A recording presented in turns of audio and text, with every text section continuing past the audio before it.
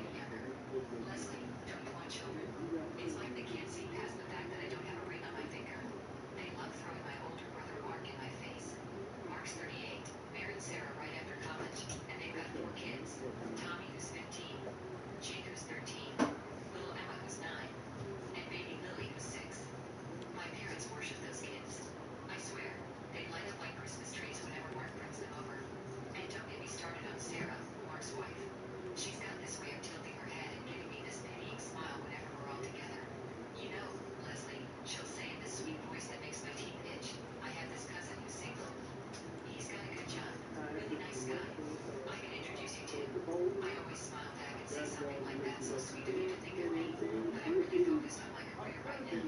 What I want to say is mind your own damn business. But I was raised better than that. The funny thing is, while they're all sitting there judging my life choices, they sure don't mind taking my money. And boy, do they take it. It started about 3 years ago when Dad called me up, sounding all stressed out. "Leslie, honey, we're having some trouble with the mortgage payments. Your mom's been having health issues, and I had to take time off work." Of course I said yes. I mean, they're my parents, right? So I started making their mortgage payments, all of them, every month for 3 years. But it didn't stop there. Oh. Oh no, that would be too simple. Okay, I apologize for the fucking dramatics on stream today. I don't know what the fuck the problem is. So I get them hooked up with the premium package. Then Mom starts talking about how she saw this But smart home thing on ESO cut out on me and I said, twice. "Tell the microwave to start heating up dinner." So I bought Now, a one time I understand. I let it sit idle while I was doing like start a stream process and, you know, just kind of talking with chat, things like that, for a bit long. So I get that one. But that second one, that was fucked up. I don't know what happened. So I'm just going to switch to something nice and easy and just kind of chill.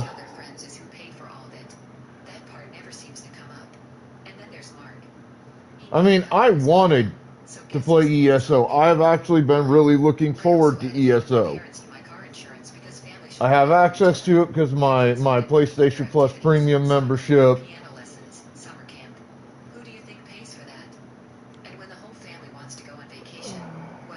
But fucking Christ, dude. If it can't stay online and steady. I can afford it, and family is family. But sometimes I lie awake at night trying to remember the last time any of them said thank you. I mean, really said it, not just a quick thanks before asking for the next thing. I can't remember a single time. But that's just how they are, I guess. They're not big on thank yous. Last month, they made the final mortgage payment on their house. I don't know. Payments, and it was finally done. The house was theirs, free and clear. I called Mom to tell her the good news. "Mom, I just made the last payment on your mortgage. The house is all yours now." She squealed like a teenager. "Oh, Leslie, that's wonderful. We have to celebrate. I'll cook all your favorite dishes. Come over Saturday. Mark and Sarah are coming too. It'll be perfect timing." I showed up at my parents' house around 6, carrying a bottle of wine. The smell of Mom's pot roast hit me as soon as I walked through the door, and for a second I almost forgot about all the family drama. Mark's car was already in the driveway. I walked into the dining room. I mean, it could be on stable servers. It could be something to do with my internet connection. I really don't fucking know.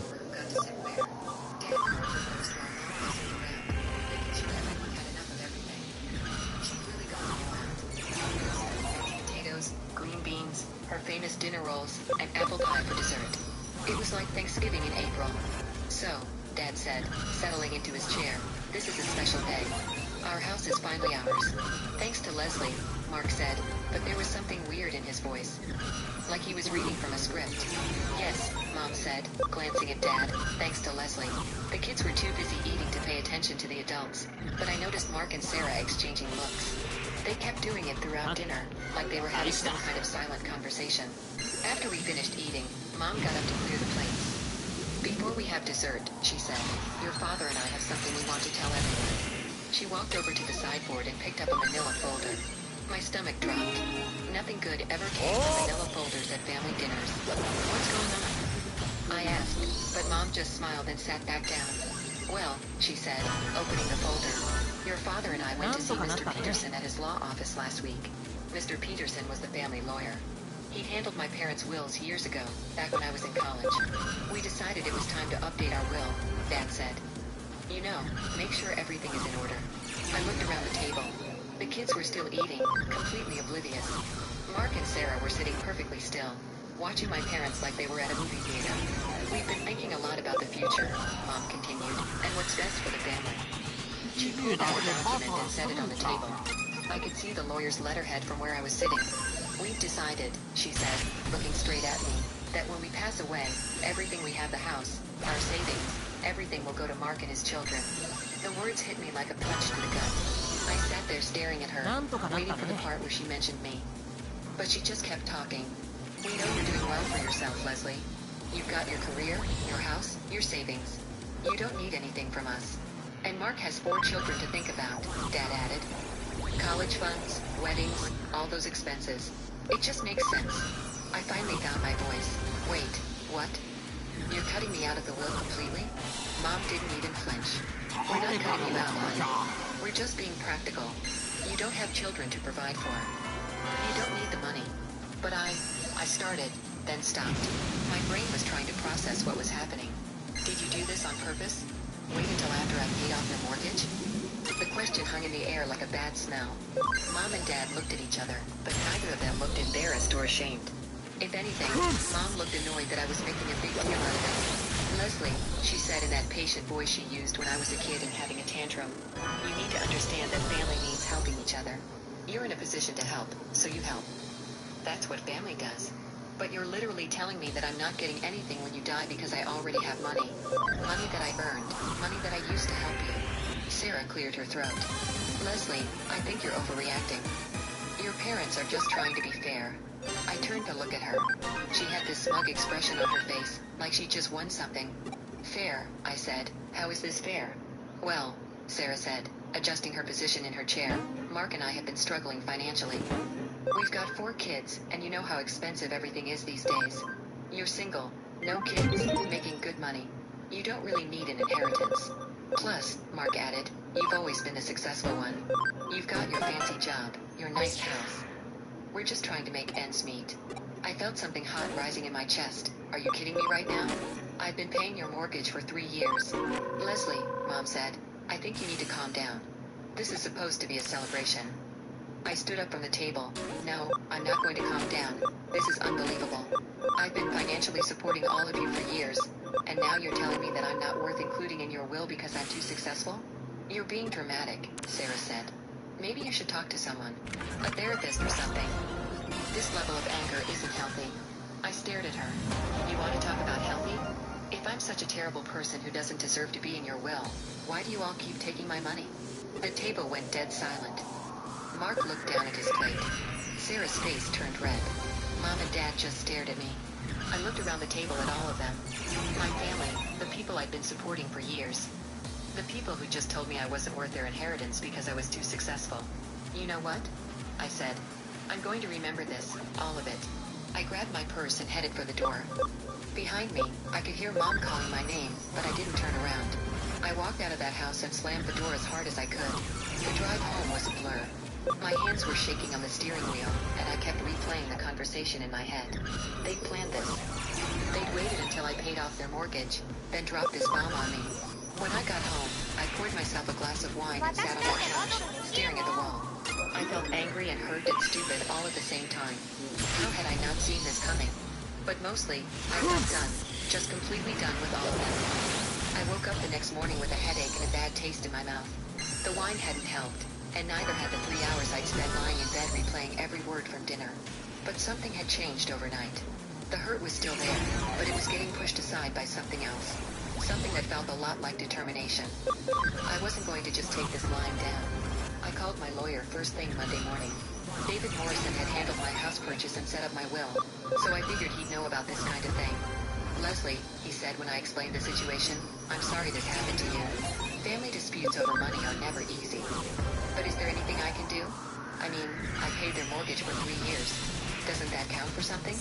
David was quiet for a minute. The problem is, you weren't a co-borrower on the mortgage. Your name isn't on any of the paperwork. Legally, you were just making voluntary payments on someone else's debt. My heart sank. So I'm screwed? Not necessarily. Think about it this way. You've been supporting them financially in multiple ways, right? What if you just stopped? I'm just saying, if someone told me I wasn't worth including in their will, I might reconsider how generous I was being with my money. A slow smile spread across my face. David, you're a genius. I hung up the phone and pulled out my laptop. Time to make some calls. First, I called Comcast. Hi, I need to cancel the internet service at 428 Maple Street. Can I ask why you're canceling? I'm not paying for it anymore. Next, I called Smart Home Solutions. I need to cancel the service contract for 428 Maple Street. Ma'am, if you cancel the contract, none of the appliances will work. They're all connected to our system. I understand. Cancel it. The customer service rep tried to talk me out of it, but I was done. My parents wanted to act like I didn't matter. Fine. Let them see how much I didn't matter. Then I called Toyota Financial Services. I need to discuss the loan for the 2022 Camry. How can I help you? I want to return the car. I'm not making any more payments. Ma'am, are you sure? You'll need to arrange for the vehicle to be picked up. Schedule it. I don't care when. I went through my bank account and canceled every automatic payment that had anything to do with my family. The kids' soccer fees, piano lessons, summer camp deposits, all of it. Gone. Then I called my insurance company. I need to remove some people from my policy. Who would you like to remove? Mark Thompson, Linda Thompson, and Robert Thompson. That's quite a few people. Can I ask why? They're not my problem anymore. It took me about 2 hours to undo 3 years of financial support. With each phone call, I felt lighter. Like I was shedding weight I didn't even know I was carrying. The next morning, my phone started ringing. I was at work, trying to focus on a presentation. When I saw Mom's name on the screen, I hit decline. She called back immediately, decline again. Then Dad called, decline. Then Mark, decline. By lunch, I had 17 missed calls. That's when the text started. Mom, Leslie, nothing is working in the house.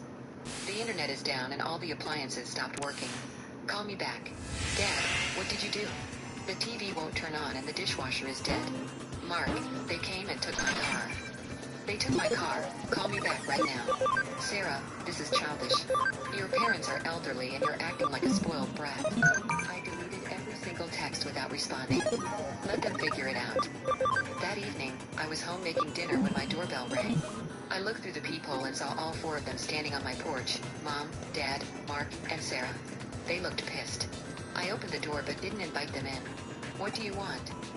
Mom pushed past me into the house. We need to talk. I don't think we did. Leslie, Dad said, following Mom inside. This has gone too far. Your mother can't even cook dinner. None of the appliances work. The repairman came out, Mom said, and I could see tears in her eyes. He said we need to replace everything, all of it. Do you know how much that's going to cost? Not my problem, I said. Mark stepped forward. Leslie, I need my car back. I have to get to work. Should have thought of that before you decided I wasn't worth including in the will. Sarah crossed her arms. This is exactly what I was talking about. You're being vindictive and cruel. Your parents are suffering because of your tantrum. My tantrum? I felt that familiar heat rising in my chest. You want to talk about suffering? I've been paying for all of your lives for 3 years. And what did I get for it?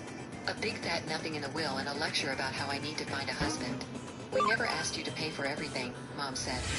Bullshit. Every time you called me, it was about money. The mortgage, the utilities, the internet, the appliances. And every time, I said yes. Because I thought you were grateful. Because I thought I was helping my family. You were helping your family, Dad said. That's what family does. No, I said, walking to my front door and opening it. That's what ATMs do, and I'm done being your ATM. Leslie, please, Mom said. We can work this out. Maybe we can change the will. Maybe? I laughed.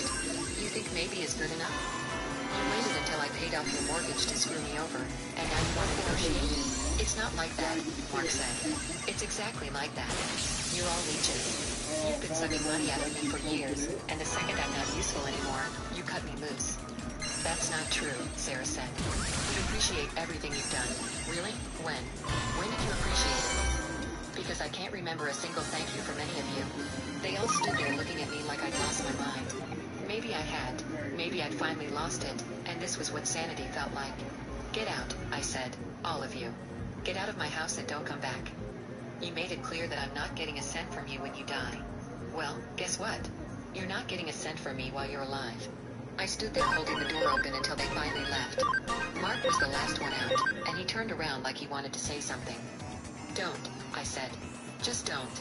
I slammed the door behind them and locked it. Then I poured myself a glass of wine and sat down at my kitchen table. For the first time in 3 years, I wasn't worried about anyone else's bills. I wasn't stressed about mortgage payments or utility bills or car loans. I was free. The first few weeks after cutting them off were blissfully quiet. I threw myself into work with renewed energy. Without the constant stress of managing everyone else's finances, I could actually focus on my job. I landed 2 new major clients and got praise from my boss for my performance. My bank account started growing again instead of being constantly drained. But the silence from my family didn't last forever. About a month after our confrontation, my cousin Rachel called me. Rachel was my mom's sister's daughter, and she'd always been the family gossip. I almost didn't answer, but curiosity got the better of me. Leslie, she said, I heard about what happened with your parents. Your mom called my mom crying. She said you cut off their internet and broke all their appliances, and that Mark's car got repossessed. I almost laughed. Is that what she told you? She said you were being vindictive because they didn't put you in their will. But, Leslie, there has to be more to it than that.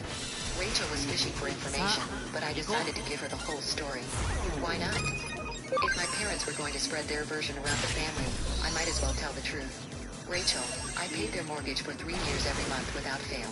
I paid their utilities, bought them all new appliances, paid for Mark's car, his insurance, his kids' activities.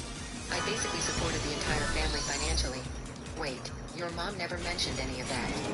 Of course she didn't. They took my money for years. Then the minute I finished paying off their mortgage, they announced they were cutting me out of the will because I was too successful to need an inheritance. Rachel was quiet for a long moment. Holy shit, Leslie. That's messed up. Yeah, it is.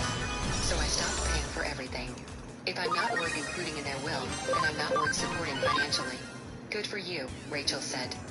I can't believe they did that to you. Word spread fast through the family network. Over the next few weeks, I heard through various relatives about the fallout from my decision. My parents had to completely gut their kitchen. Without the smart home system, all their fancy appliances were useless. They had to buy the cheapest replacements they could find, and even then, they couldn't afford to renovate the whole kitchen. Half of it was still torn up because they ran out of money. My dad, who hadn't worked in over a year, had to get a job at the hardware store. At 64 years old, he was back to working retail, lifting boxes, and dealing with customers. Mom complained to everyone who would listen about how embarrassing it was. Mark was struggling too. He bought some beat-up old Honda that was constantly breaking down. The kids had to quit their soccer teams and piano lessons because Mark and Sarah couldn't afford them anymore. Sarah had to get a part-time job at Target to help make ends meet. The whole family was talking about Mark and Sarah maybe moving in with my parents to save money on rent. 4 kids in that little house with their grandparents? Good luck with that. My cousin Janet called me one day, laughing. Leslie, you should have seen your mom at the grocery store yesterday. She was complaining to Mrs. Henderson about how ungrateful you are. And Mrs. Henderson just looked at her and said, well, Linda, if my daughter had been paying my mortgage for 3 years... What did Mom say to that? She turned red and walked away. I think word is getting around about what really happened. I felt a little bad about that. I didn't want to humiliate my parents, but I also wasn't going to let them paint me as the villain in this story. A few months later, I ran into Mark at the grocery store. He looked tired, older somehow. His clothes were wrinkled, and he needed a haircut. Hey, he said awkwardly. Hey yourself. We stood there for a moment, not sure what to say. Finally, he spoke up. The kids ask about me sometimes.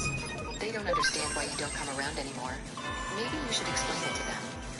He looked down at his cart, which was full of generic brands and discount items. Leslie, I know we messed up. Mom and Dad, they didn't handle it right. But cutting us off completely, that's pretty harsh. I stared at him. You know what's harsh, Mark? Taking someone's money for years and then telling them they're not worth including in your will, that's harsh. He opened his mouth like he wanted to say something else, but I pushed my cart past him and walked away. I didn't have anything else to say to him. 6 months after cutting them off, I was doing better than I had in years. My stress levels were down, my bank account was up, and I was actually enjoying my life again. I'd started dating someone I met through work, a nice guy named David who didn't need me to pay his bills or fix his problems. I bought myself a new car, a beautiful red Audi convertible. I took a vacation to Italy, something I've been putting off for years because I was always worried about having enough money for my family's emergencies. The best part was this is the annoyance about no this. more late night calls about broken appliances or overdue bills. No more stress about whether I could afford to help with some new crisis. My money was my own again. I heard through the grapevine that my parents were still struggling. Dad's job at the hardware store wasn't paying enough to cover all their expenses, and they were talking about selling the house and moving to a smaller apartment. The house I paid off for them. Did I feel bad about it? Sometimes, they were my parents, after all. But then I remembered that dinner, the way they looked at me when they announced I was getting nothing in the will. The way they justified it by saying I was too successful. Hey, I want to show you my newest doodad. Go ahead.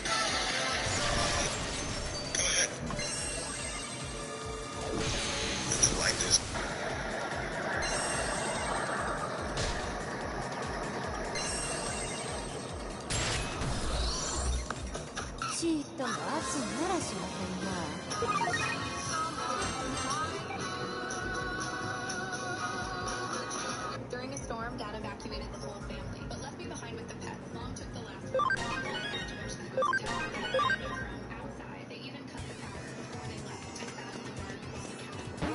This morning, I started 53 missed calls, 7:30 a.m. Please don't do this. 7:30 a.m.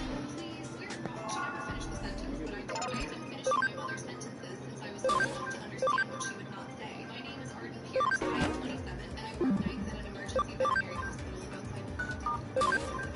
Pressure and a bleeding paw, how to speak gently to a panicked owner, and how to clean a kennel after a terrified dog destroyed it without blaming the dog. What I never knew was how to make my own family see me as someone worth protecting. 7 years before those calls, my father held a storm prep dinner. My mother made chicken casserole with the dish she used when she wanted the house to feel normal. My brother Hudson sat at the table with his phone beside his plate. Dad stood by the counter with a legal pad because Grant Pierce never made a request if he could make a list. Hudson had just gotten his real estate license. Mom touched his shoulder like he had come home from war. Dad said the Pierce name needed one kid who understood money. I had been accepted into a veterinary technician program that week. I said it quietly between the salad and the rolls. Mom smiled at her glass of tea. That is sweet, Artie. Animals always did settle you down. Dad tapped his pen against the pad. Just do not expect us to pay for another phase. You quit when things get hard. I had paid the deposit. Hudson asked for butter, and the conversation was exciting. There were 3 pets in the house. Ollie, a beagle with one brown ear. June, an old shepherd mixed with that. Clementine, a one-eyed orange cat who hated everyone except me. I bought their food, scheduled their shots, and slept on the kitchen floor during June's seizures. But on Christmas cards, they were the family pet. The first strange thing happened when I came out. マッチと遊んでくれますの？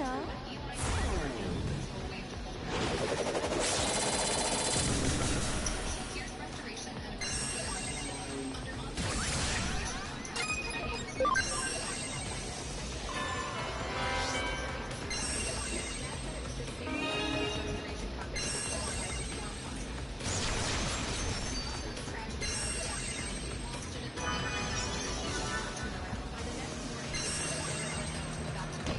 wrapped around the block. Dad moved through the house barking instructions.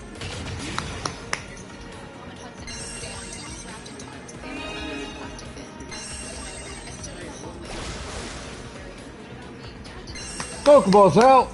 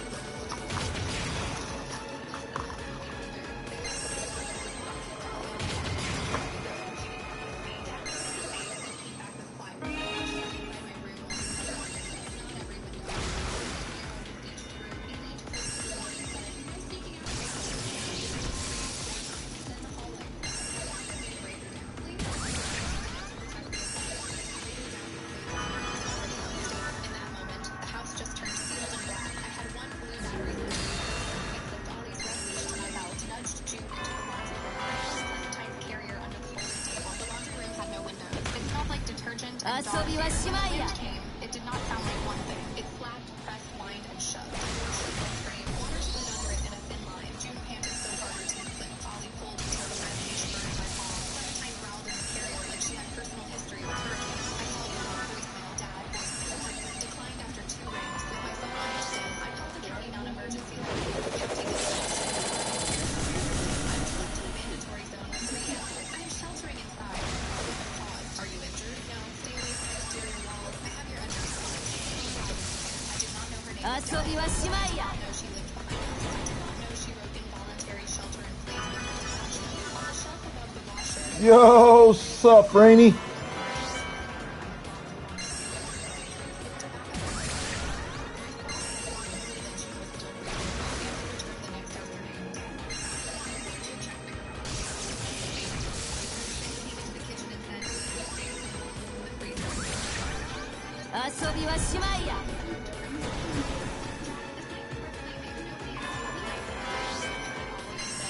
Everybody survived.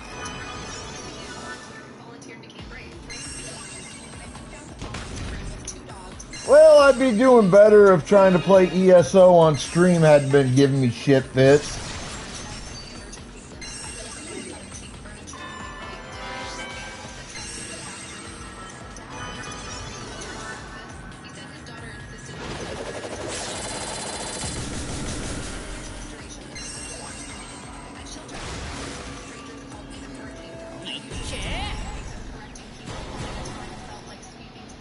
Well, that's why I'm not playing it anymore.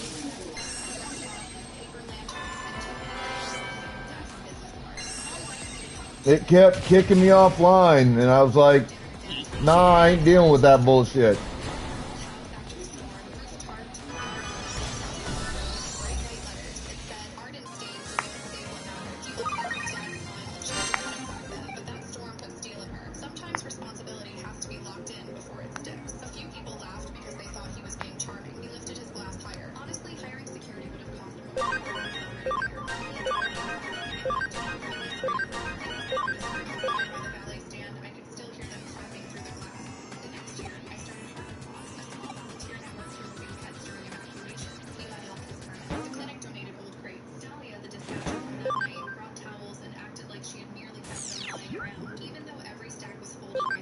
There's a bunch of Digimon games. This is just one of several. I own all the most recent ones. Digimon Story Cyber Sleuth, Digimon Story Cyber Sleuth Hacker's Memory, which is what this game is, Digimon World Next Order, Digimon Survive, and then the most recent game, Digimon Story Time Stranger.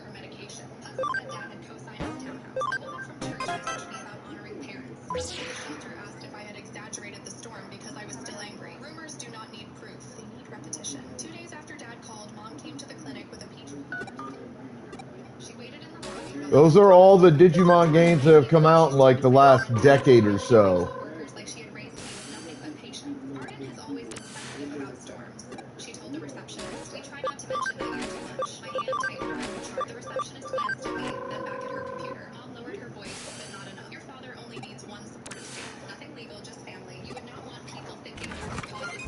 Oh, it's because you keep with the Pokemon crap that's just pure shit. You don't pay attention to the good stuff. Digimon is the good shit.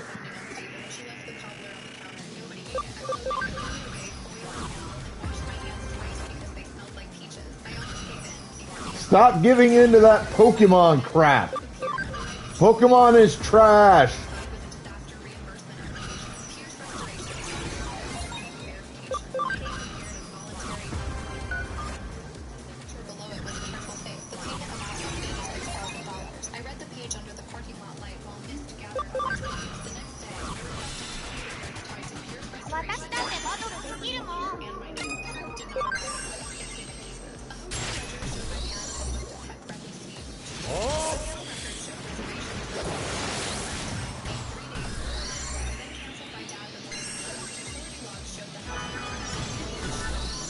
Digimon World Next Order.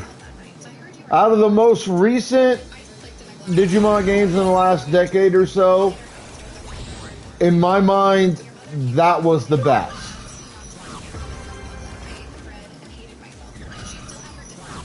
Like, as good as this game is, and don't get me wrong, I do like the Digimon story game. And I think Hacker's Memory is certainly the best of those three, followed by Cyber Sleuth and ending with Time Stranger out of the three. Time Stranger was just kind of boring after the first playthrough.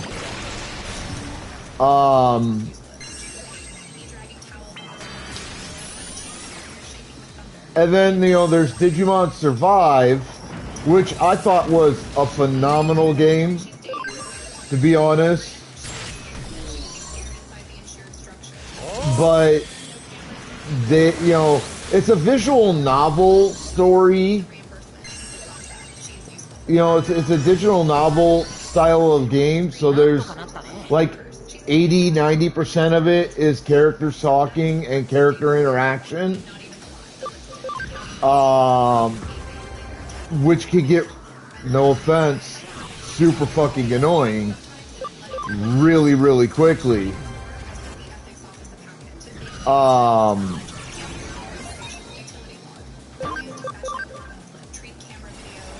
it was still a really good game.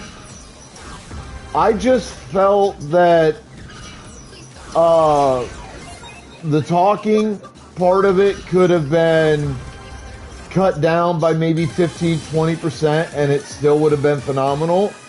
And I also felt that the lack of Digivolutions really hurt the game,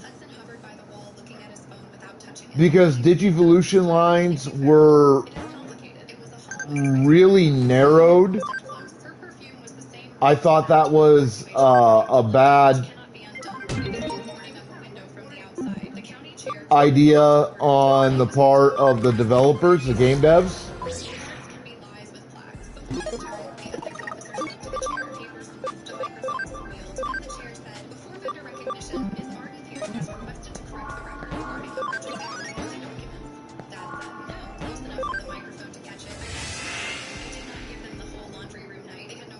But if I had to rank the games, I would, you know, for the 5 out of the last 10 years, maybe 12, I would say Digimon World Next Order, then this game, Hacker's Memory, then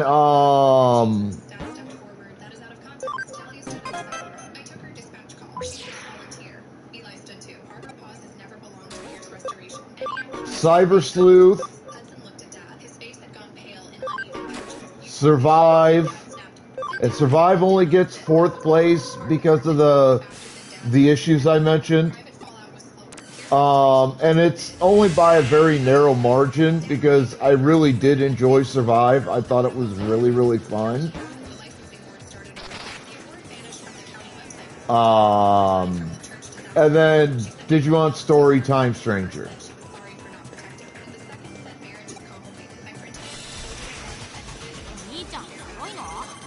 My YouTube has a playthrough of this on there. It has to be playing Survive, has to be playing Cyber Sleuth, has to be playing Next Order, and a complete playthrough, maybe 2 complete playthroughs of Time Stranger.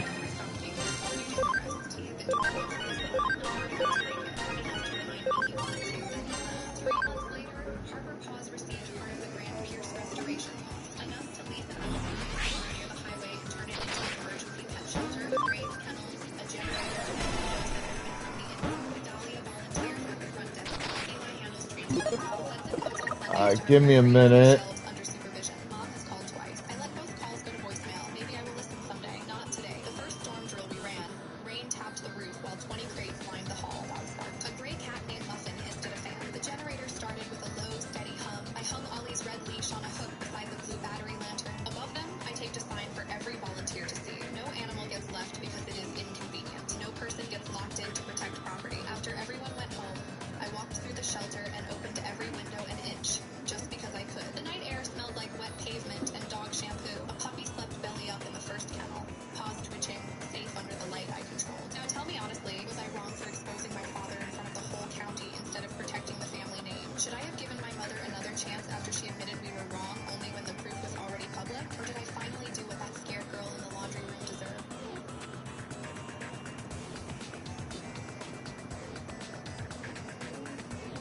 That's my personal YouTube channel, where I upload all my game VODs,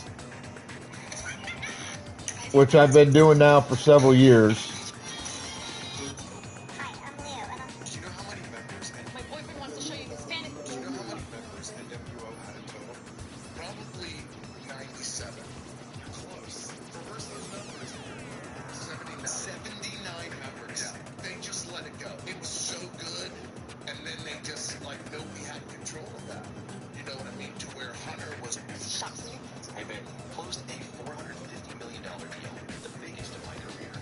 So you go on there, you can check out gameplay of the Digimon stuff. delivered my hand and stopped knocking. I closed a $450 million deal at 9. And you can check gameplay that I've done of a bunch of other games. I didn't call my dad. I didn't text my girlfriend. I didn't even stand up from my chair. I just stared at the green executed banner on my screen like it might disappear if I breathed too hard. $450. さあ行こ Not best case scenario. う行け Signed agreement. On the trail, legal sign off from both sides. Procurement approval is complete. Purchase order committed. The government is ordered. みんなのおかげだよ Confirmation. The pages were still full. The toner smelled sharp in the empty office air. I didn't even put them in a folder. I held them in my hand and started down the hallway at a jog that turned into a 後悔するぜ the lights were dim at night. Cheers were filled like everyone had vanished at once. I could hear the clean cruise car on the other side of the floor. I remember one very clear, very stupid thought. I want to tell him in person. That's what loyal people do. That's where I straight. I have been the one on every みんなのおかげだよ 5 p.m. for just one more review with their legal team in California. The one who made cold noodles out of paper box of the one who knew all the kids' names and which soccer team was playing for. I thought that walking into my boss's office with a signed pen in my hand would finally feel like stepping into the light after that. His door was closed, but the light was on. A thin bar of brightness glowed under the frame. I lifted my hand to knock, and I heard the あ say a name. 開始だ The way you say a name, the person attached to it is far away. Mark thinks this makes him untouchable. I froze. My hand hovered inches from the wood. There was a second voice. Dry and shallow. Voice I only heard in large meetings. Our CFO. I'd shaken his hand twice. Once in the lobby on accident. Once when he couldn't remember if we'd met before. The CFO said, 仕方ねえな slow and heavy like the elevator car of his invention. I took one small step back. Alright, Pokeballs in chat.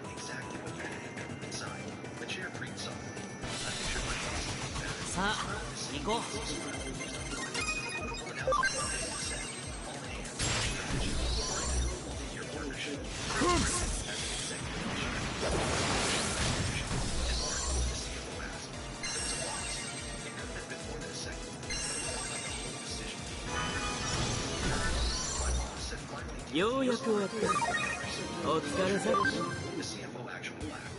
Perfect. He said, give him a bullet point so he feels it. 仕方ねえな My boss added he doesn't understand how this stuff works. Then the CFO said quietly, look, that's why you need to move fast. You can't let him wander around and let him heal. If the client starts moving, that may contact. Anything gets questioned. My boss finished as it I suddenly saw him very clearly. ようやく終わったお疲れさ Says he supported execution. The CFO said, not only did he get a sign off, here's the coolest name you got on this one. Postman. I knew exactly what that was.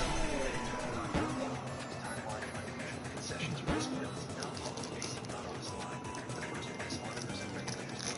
Someone asked how did this deal get done? They want my signature because they expected me to want it because I was easy to believe. They were small, like too much noise, but they could turn a paper.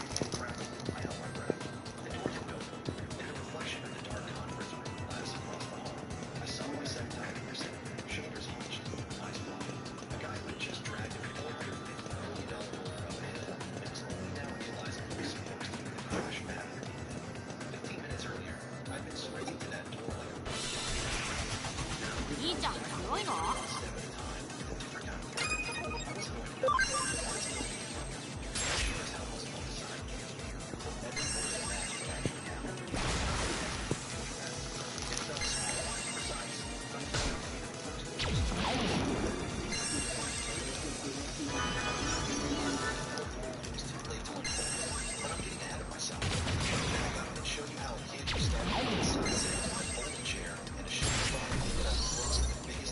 案外大したことなかったな。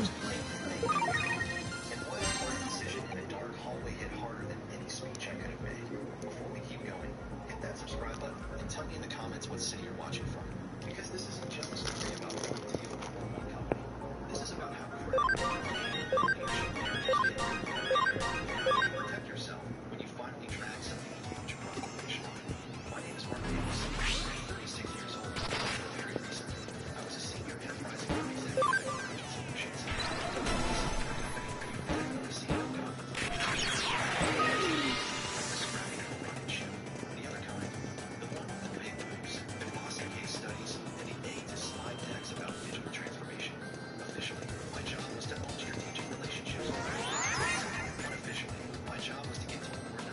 Yo, Doom! What's up, my boy?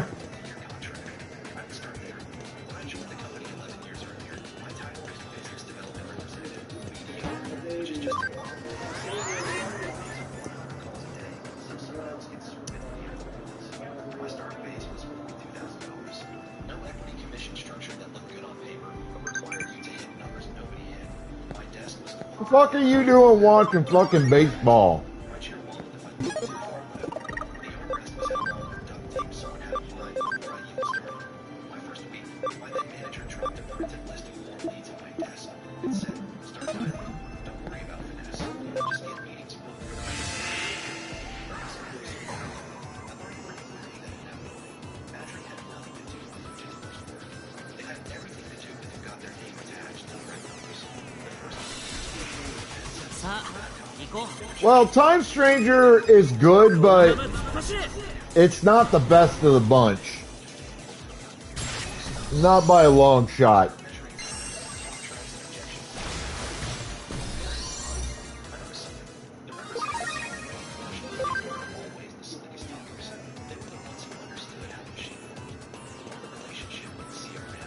There's been, in the last 12 years, there's been,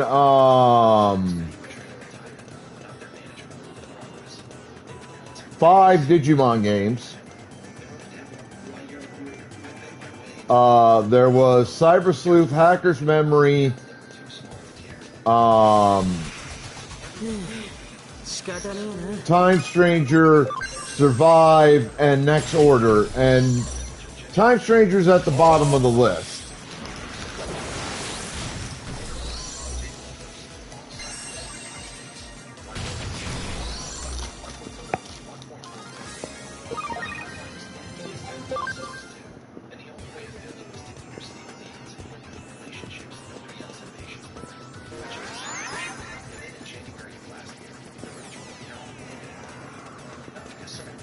I'm honestly, for the next Digimon game, I'm hoping for a Digimon World. Another Digimon World.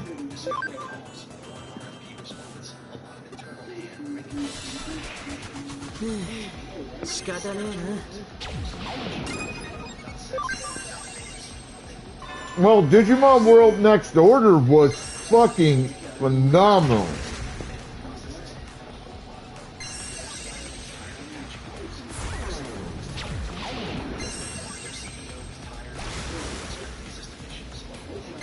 I fucking love Next Order. It is, in my mind, the list goes like this. It's Next Order, Hacker's Memory, Cyber Sleuth, Survive, but only by a thin margin, and Time Stranger.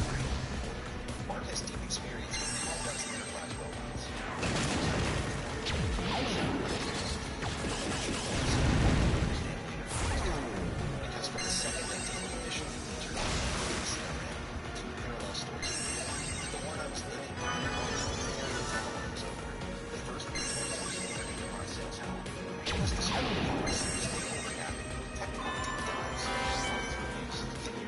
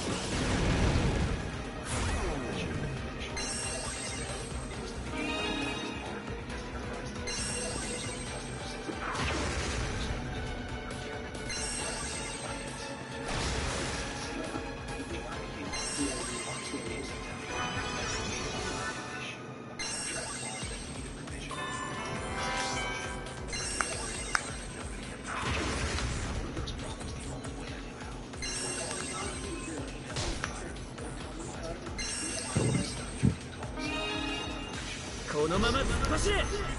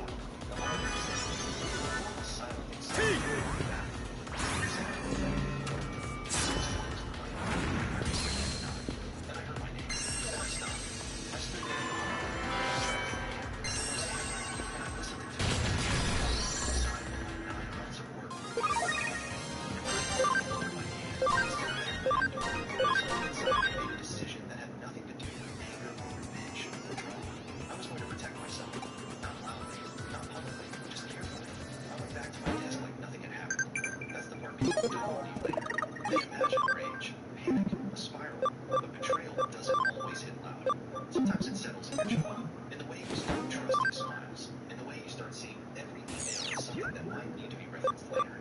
I sat down, opened my laptop, Every email would come. Every meeting I'd scheduled. Every note I'd written at midnight because I didn't trust my memory at 6 a.m. My name was everywhere. Not dramatically, just consistently. Owner, primary contact. The kind of boring, unglamorous proof that only matters when someone tries to erase you. I backed up everything and sent copies to a personal email, downloaded call logs, explored meeting histories. Then I closed my laptop and went home. I didn't sleep. I just sat in my apartment with the lights off, thinking about that phrase. Here's the cleanest name we've got. By morning, the shift had started. At 8:47 a.m., my boss messaged me. Big win last night. Let's debrief. We met at 10 o'clock. It was all smiles. Congratulations. Team effort. Incredible execution. I'm pulling together some materials for the board. He said, can you forward me the key emails, stakeholder intros, legal coordination, anything that shows the progression? Simple request, completely normal. I forwarded him exactly what he asked for. Nothing more, nothing less. And I redebted myself on everything because I was done assuming good faith. That afternoon, my calendar started changing without explanation. A meeting I'd been running since March was suddenly ownership and transferred to slots. Now listed him as the owner. I was still invited, but I wasn't running it anymore. The weekly pipeline review I'd been leading, where I reported on individual status of every single meeting, was quietly replaced with strategic calendar. I showed up. I participated, but I watched. On Friday, I got an email from him. Subject Greenwich Well. Inside was a PDF 12 pages, single spaced, internal postman. Greenwich Well Industrial Transactions Company. The email said, confirm accuracy. Your electronic signature by the end of Monday. I validized the file. I opened it slowly. The timeline was mostly accurate. And the instruction was correct. OL にだって趣味はあるの？ The narrative had been rewritten. It framed my boss as the relationship expert, business, account management, and execution. It described my approaches, engagement with British Well, so I immediately adapted the information. It was third-party consulting firm that had brought halfway through to explain. A firm nobody on my side had worked Talk about that. firm whose inboxes I had been told to round through finance without asking questions. I'd asked anyway. His response had been one line, already clear with the CFO. Just processing it. I never stood why they wanted my name on it. If anyone ever asked how that consulting thing got involved, the memo would show I coordinated the engagement. I was there for the easy explanation. I didn't respond to the email. Not yet. Instead, I needed myself. Found the original thread about the consulting firm. Found my question. Found his one-line reply. I saved it. Forwarded it to myself. Backed it up 8 different ways. Then I started looking through my calendar history. Found a meeting where the CFO had joined just to listen. The consulting fan was first introduced. Found a follow-up email where I asked for clarity on the scope. Found a response telling me to proceed as discussed. I saved all of it. I didn't refuse it either. I just didn't respond. That voice called me. Voice friendly. Higher than usual. Did you get the close call? I didn't say Aisha. issues. I paused. Things I want to clarify before I sign. I said, nothing major. Just silence. Then what kind of things? Not my details. We can talk about it, he said. But legal's on a corner. I understand. I replied, so am I. When the call ended, I didn't feel scared. I felt something colder. I've been doing everything right for wrong people. And now I was going to do everything right for myself. On the train, even if nobody asked. The schedule for Tuesday. My boss, the マッチと遊んでくれますの？ I showed up at 9:52. Not because I was nervous, because I wanted the room to feel neutral before we went on. I sat near the door, laptop closed, hands folded, watched the city as it passed wrong. My boss arrived late. Small talk. He set his laptop down and exhaled like I was ordered to. Sufficient, he said. Just needs a mental sign. Sakuyama. I'm asking for directions. The CFO nodded at me like we'd never met. Sat across from my boss. I checked. Susan Park, 4 to 7. 10 years of the company. I used words. She opened her laptop. Concerns. 後悔するぜ。 I said, the ownership section of the business communication summary. My boss leaned back. That language. It's me. It's not accurate. I replied. Standard. Contradict.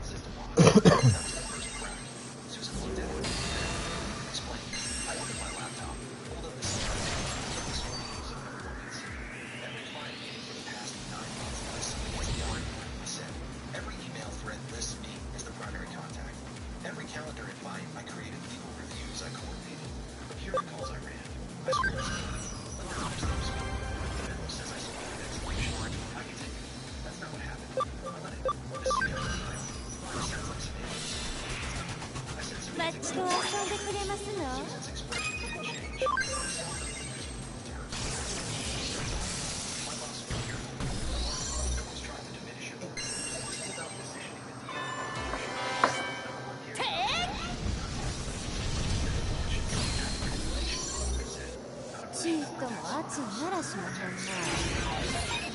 Where are you applying? I'm an assistant. Reference to the memo, the one on Tuesday's board. I raised questions about their scope 3 months ago. I was told it was already cleared. I have the emails. Silence. Susan stopped typing, looked at the CFO, then at my boss. Something wrong? She asked. The CFO's jaw tightened. That's a separate matter. It's referenced in a closed memo, Susan said. On page 7, under vendor coordination, my boss started to speak. I cut him off. I sent a summary of my questions in an email this morning. I said quietly, just the source materials, emails, calendar invites, timeline. I didn't editorialize. I just said what I personally had. My boss stared at me like I pulled a knife. You did what? I provided documentation. I said legal asked for accuracy. I gave him accuracy. Susan's fingers were moving again, typing fast. When you said this, she asked. 7:4 to 2 a.m. She opened her email, scrolled, clicked. The room went very still. The CFO. This is it. Materials without clearance.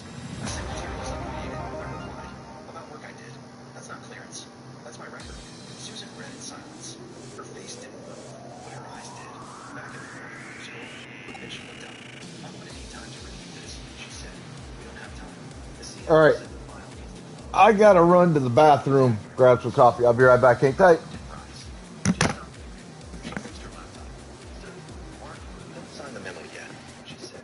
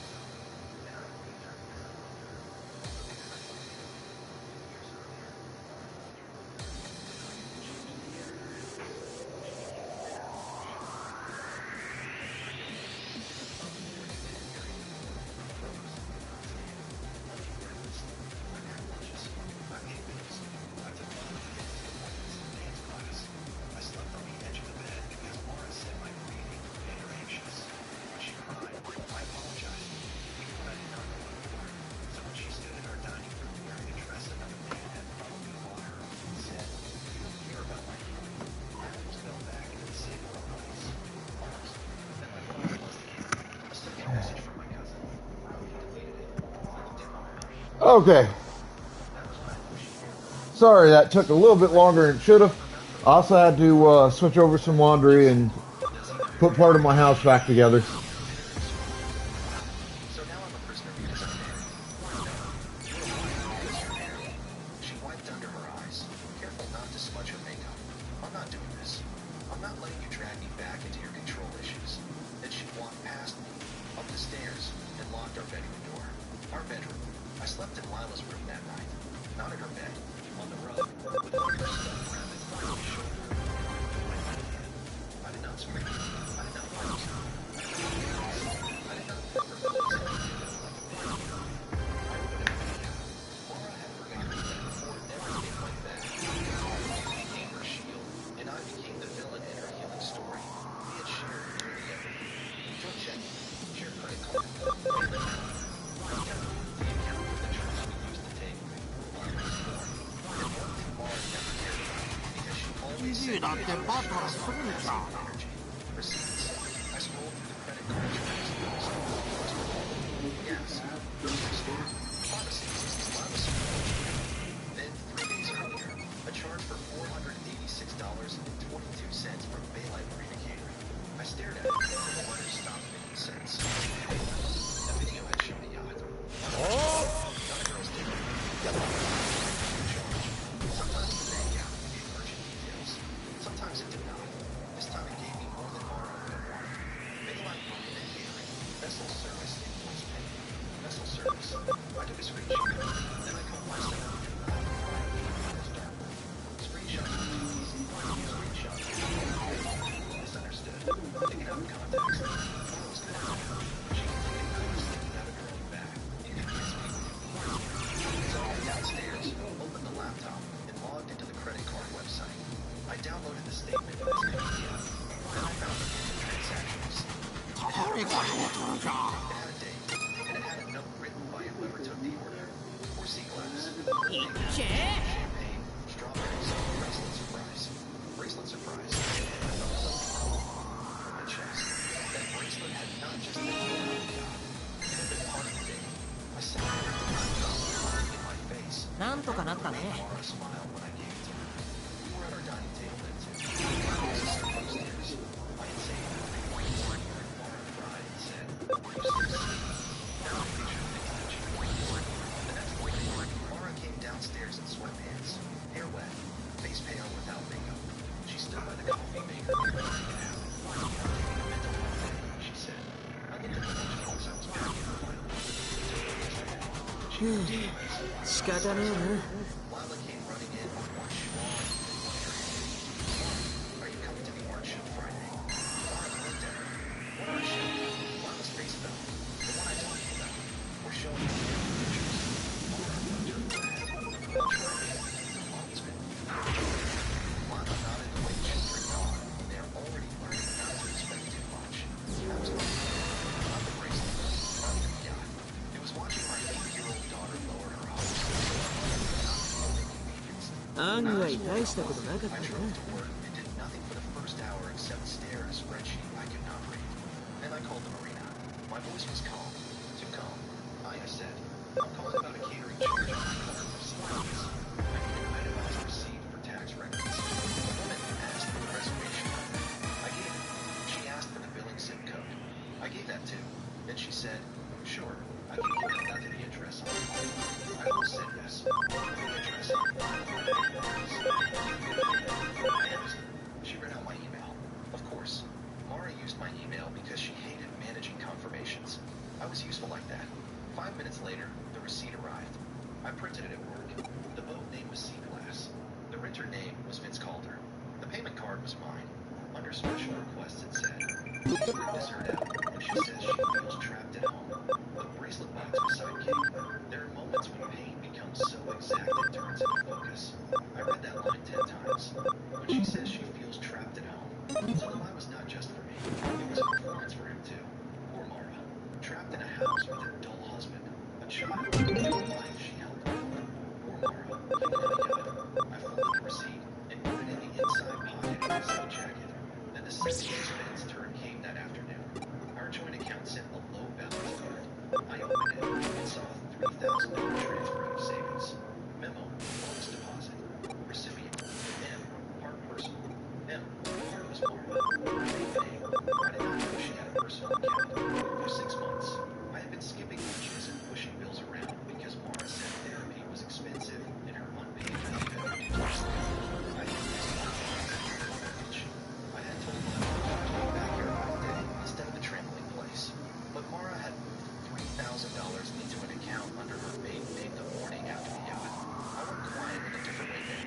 I called a lawyer named Evan because he had handled my co-worker's divorce. I told him only the clean facts. Wife, affair, joint money, child, house. He asked if we had a prenup. I almost said no. Then I remembered the folder. Mara's father had insisted on a post-nut 5 years into our marriage and offered us money for the down payment on the house. Mara hated it at the time. She said it made marriage feel like a business deal. But her father wanted the money protected if neither of us humiliated the family with reckless behavior. I had signed it because I was grateful. The clause was simple enough that I felt like I should I remembered it. Meredith discovered that we had both joined the odds to contribute reimbursement. In effect, the gift and everything we share. At the time, it sounded good. Now it sounded like a joy. Evan told me to gather bank records, credit card statements, post numbers, anything you can enjoy. Do not confront your reality you already do. He said, do not move money except your paycheck. Do not learn your so I documented. For the next 3 days, Mara played sick. She lay on the couch under the gray blanket. Texted me. She told me the New York show was amazing. She would take out on my coat. さあ行こう Every so often, she would sign by. It must be nice to go to work. I wanted to say,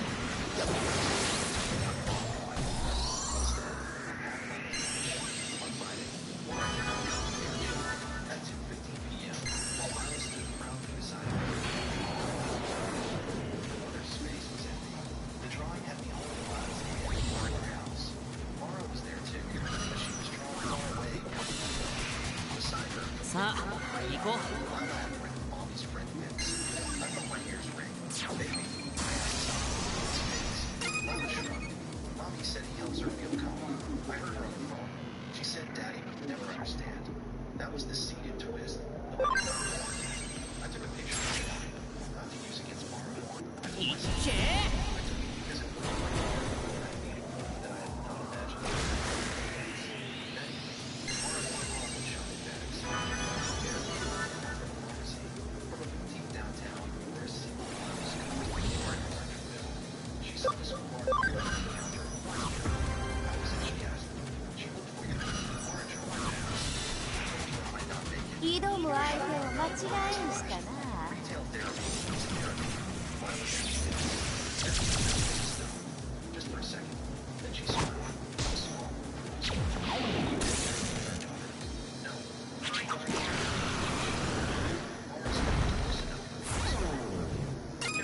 Because if you start acting on stage, I will not let you smile on this one. There was the danger of it. She was always trying to make me look crazy. That night, I checked her bank account. Most of the entries were mine. Dentist, school, mortgage due, cash. But Laura had one private looking event that had somehow saved me because I was still active in the account. Sunday, 11 a.m.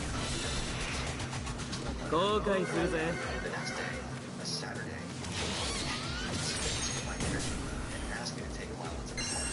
Instead, I took Lila to my sister's house and drove back toward downtown. I did not follow Laura like some jealous man hiding behind trees. I did not need to. Our car insurance app tracked mileage because we had agreed to save distance. Laura had to stay herself. At 10:48 a.m., the app showed her car parked in residences, luxury apartments, not a wellness center, not a doctor. I wrote it down. When she came home, she told me she had been at a ring circle. How was it? I asked. Hard, she said, but necessary. Did they validate your union? She narrowed her eyes. What does that mean? Nothing. I took a picture 開始だ A bank hidden in the dress. Not Mara. Mary's name. I should not have opened it. I know that. But it was our address, our kitchen table. Our scene was disappearing into a name she had resurrected like a secret life. Inside 違いしたな。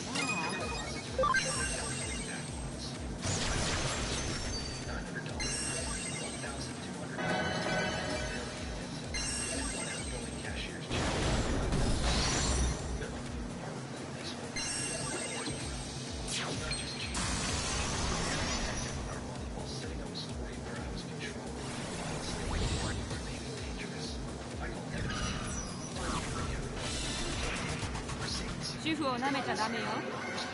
The marina invoice. The cashier's chest. He got receipts. The house, he said. I laughed. Yes, he said.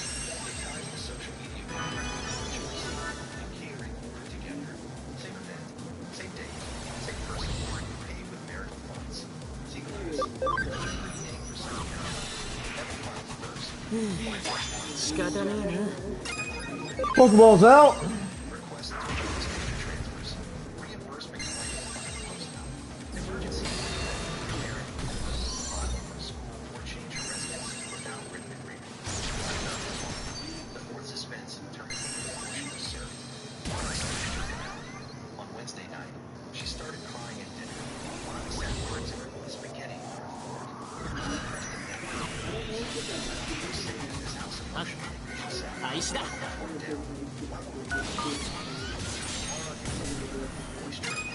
I've tried to heal. I've tried to communicate. I said quietly, no, she's old enough to understand. Mara snapped. Then she softened her voice for Lila. Sometimes women have to choose peace, even if they punish them. Lila's eyes filled with tears. I almost lost control. Why begging?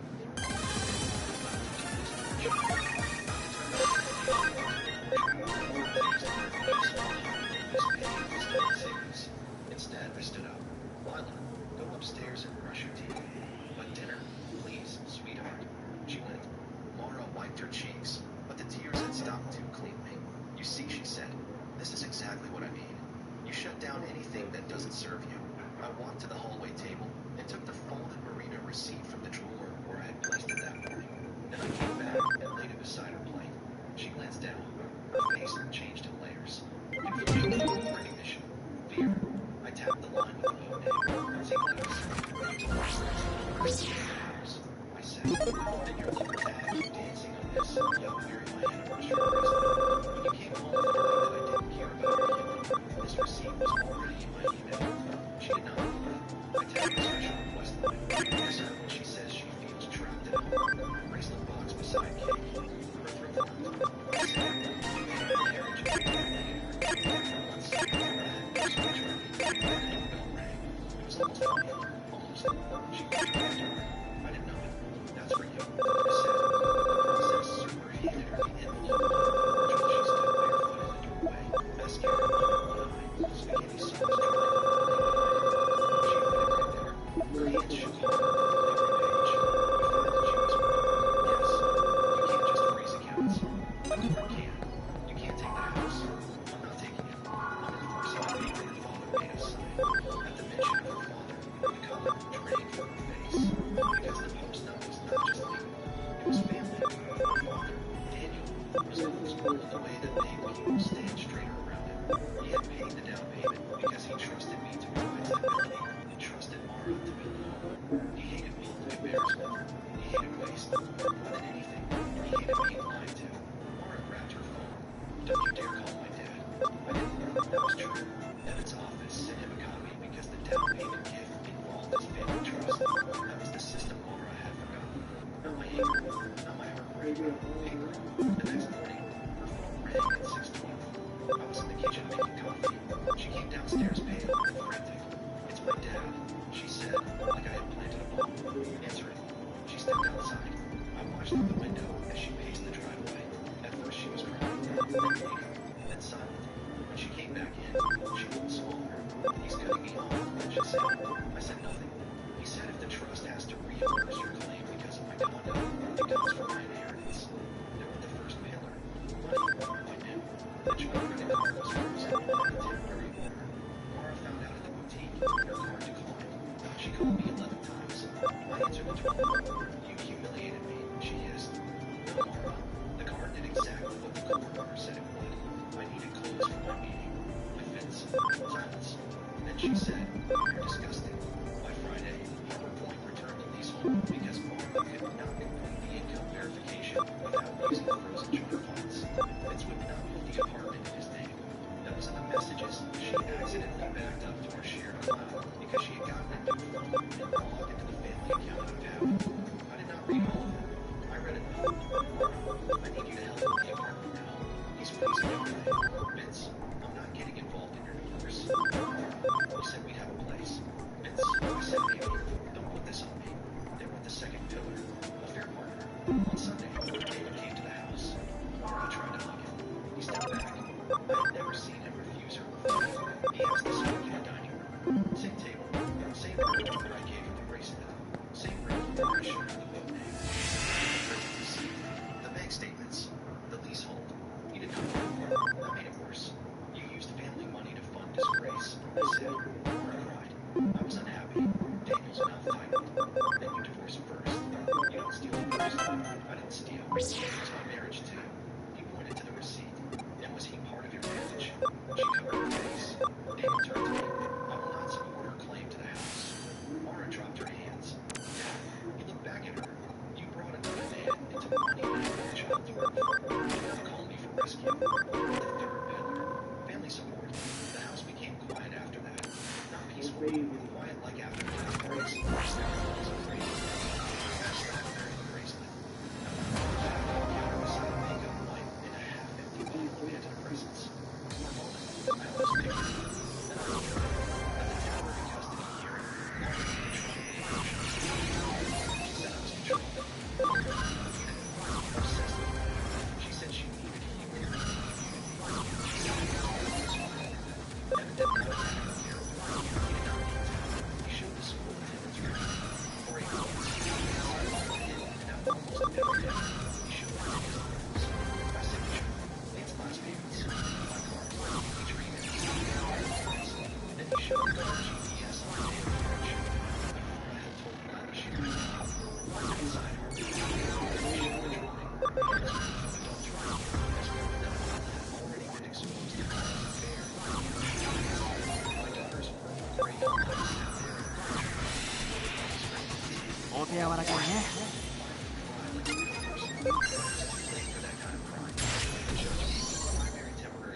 いっけ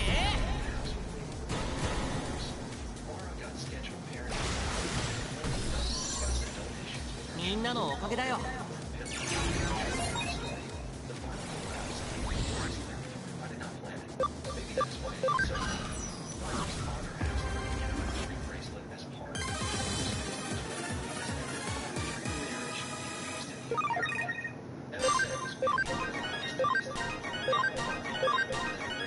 She fought over furniture.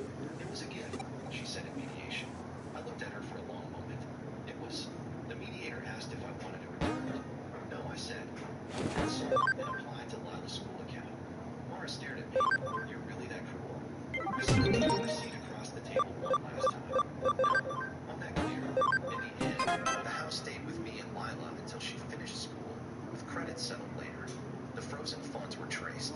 The post-nup reimbursement cut deep into Mara's check. Daniel changed his trust documents. Vince disappeared so completely that his name became like a bad smell nobody had noticed. Mara moved into a one-bedroom apartment 15 minutes away from the life she said had trapped her. No yacht, no bracelet, no father paying deposits, no husband absorbing the damage. The first weekend with Lila, she brought her back early because she had a migraine. Lila walked into the house, dropped her backpack, and asked if we could have seen. I wore the same brand I had bought that night. And I bought the first she cast on sea glass. I got the final statement from the jeweler who resold the bracelet. The money went directly into Lila's school account, exactly like I promised. I printed the receipt, placed it in the safe. The receipts.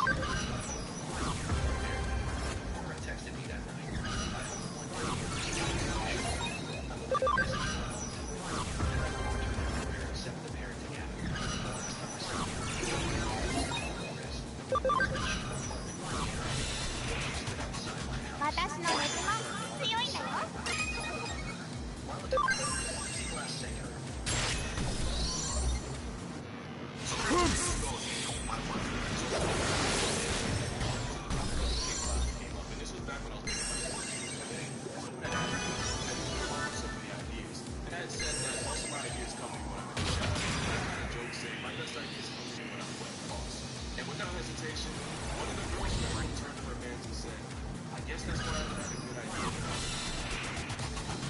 私のネジも強いんだよ。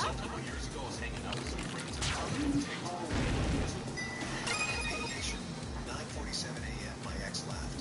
He owns nothing. Sign it. I signed every asset. The $2.3 million house. 3 cars. All 12 accounts. Her attorney was right. Is he stupid? The judge slid 1 page. なんとかなったね。 Counsel, read clause 14B. Your client just. The mediator's pen hadn't even touched the table before Cassidy started laughing. Not a nervous laugh. Not the kind people do when they're stalling. It was the laugh of someone who already decided this was over. And he leaned back in her chair. The one closest to the middle of the natural. The scene that made him look back later. It led sideways again. I got it. That probably cost more than the original.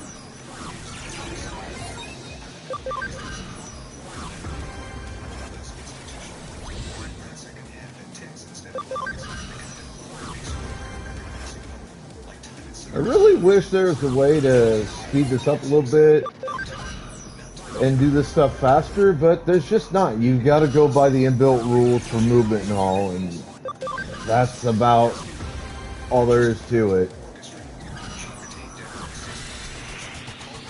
私だってバトルできるもん。 Service during discovery. 6 months of quiet preparation. 6 months of meeting anybody I didn't know was being opening accounts I didn't know was being built. By the time she sat me down, I bought out my selling my share of Waverly Kendrick Logistics. She said, what she meant was, already talked to financial advisors, to the friend who introduced us, who apparently had been coaching her for this months. What she meant was, this conversation is over. And I sat there like a man who still thought his marriage was something that could be explained. 3 weeks ago, now we were in mediation in a conference room on the 9th floor of the hardware. There was nothing else. The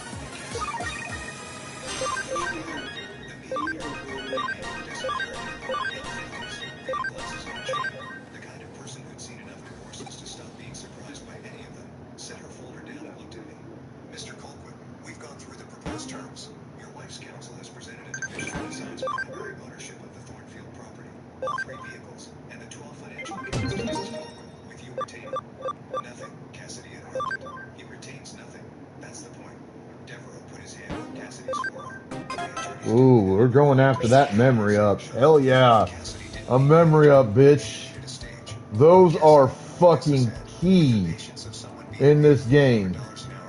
More than anything that you could do to boost your farm stuff, you want memory ups. Because the more memory you have in your party, the more big motherfucking Digimon you can have.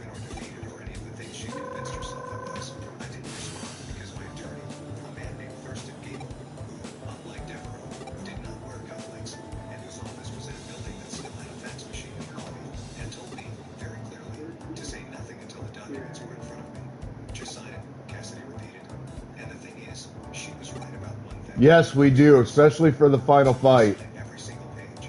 Thurston had arrived 20 minutes before the session. He wasn't flashing. He was the kind of attorney who carried a single brown accordion folder and wore shoes that had been resold twice. He didn't look like a man who could dismantle a divorce filing. He looked like a man who helped people with their taxes, which, in a roundabout way, was exactly the point. They're going to push hard, he told me in the hallway outside the conference room, speaking low enough that the words barely reached him. Devereaux's whole strategy is intimidation through volume. He's going to present everything fast, make it look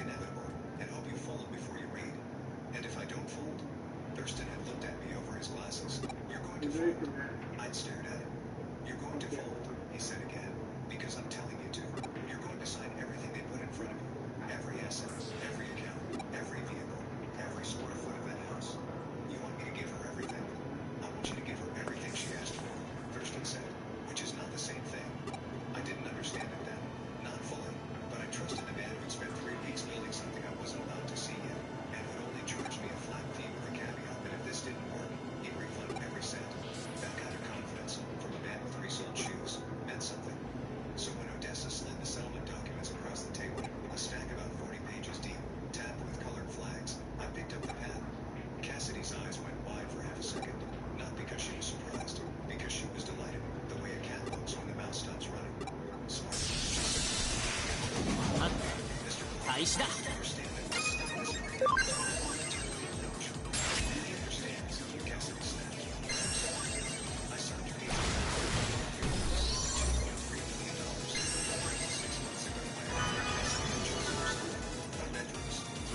Pokeball's out.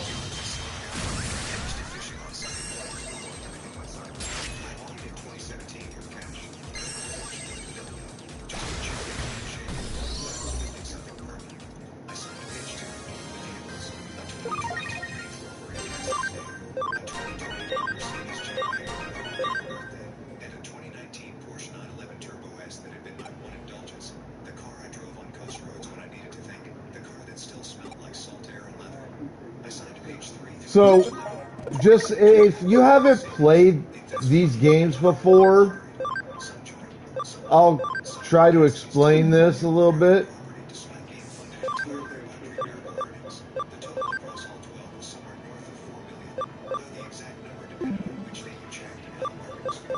So, if you look at this screen here,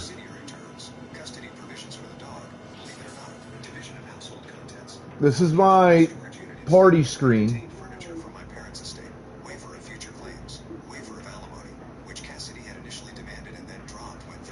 You look down at the bottom, right in the center, you'll see something that's titled Party Memory. Now, every Digimon costs X amount of memory depending on their Digivolution level.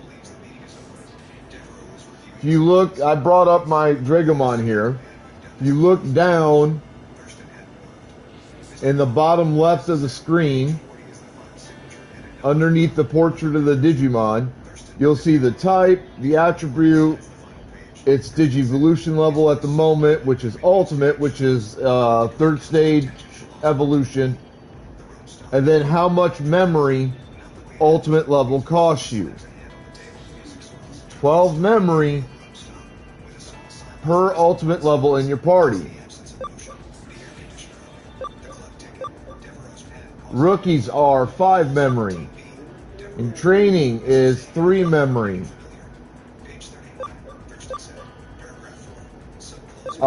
Training 1 or baby is 2 memory.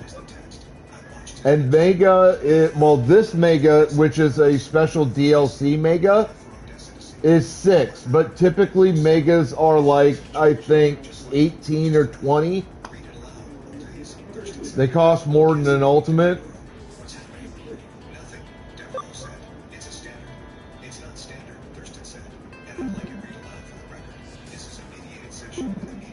So if you look, like I said, if you look here, next to party memory are 2 numbers. The number on the left of the / is how much memory I'm currently using in my party.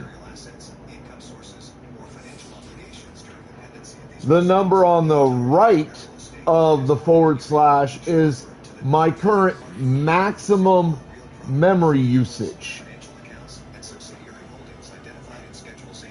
So I'm currently using 68 memory out of a maximum 115 memory. And most of that memory is being taken up by having 2, 3, 4 Ultimate level Digimon in my party.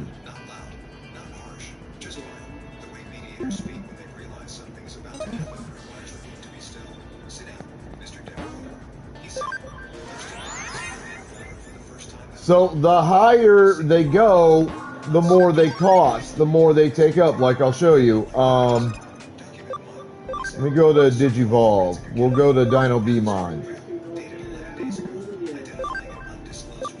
Alright. So, if I were to Digivolve Dinobemon into the ultimate, or the Mega level Grand Kawagamon, the memory cost is 18.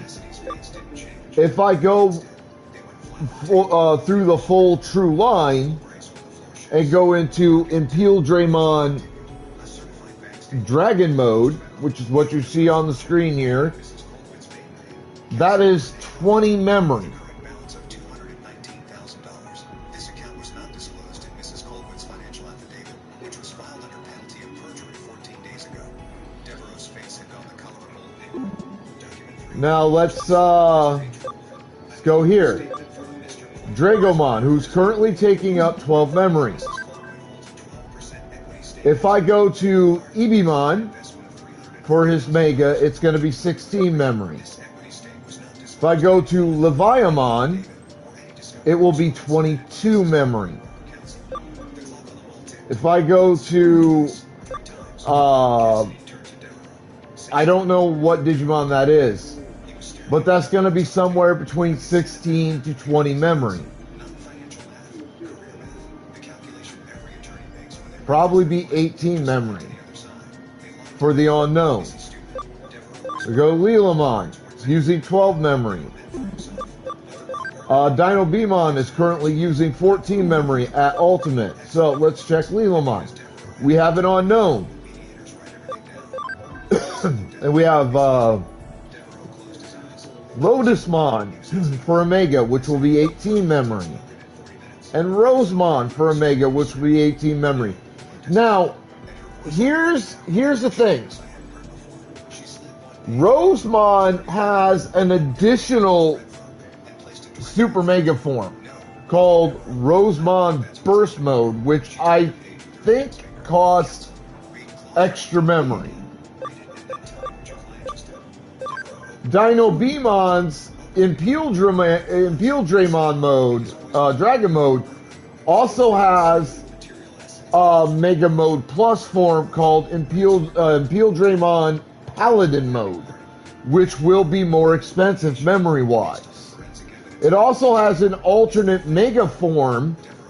It's a slide evolution form called Impel Draymon Fighter mode, which, if memory serves, costs the same amount of memory. So if I go from Dragon mode to Fighter mode, it should be the same memory. The only difference is stat and attacks. Now let's go to Skull Satamon. Skull Satamon is currently costing me 12 memory. I have two unknowns for Digivolutions, and then Diaboromon. So we can't check the cost for the unknowns. We can check Diaboromon. Diaboromon will cost me 20 memory. Now think about that. I go 20,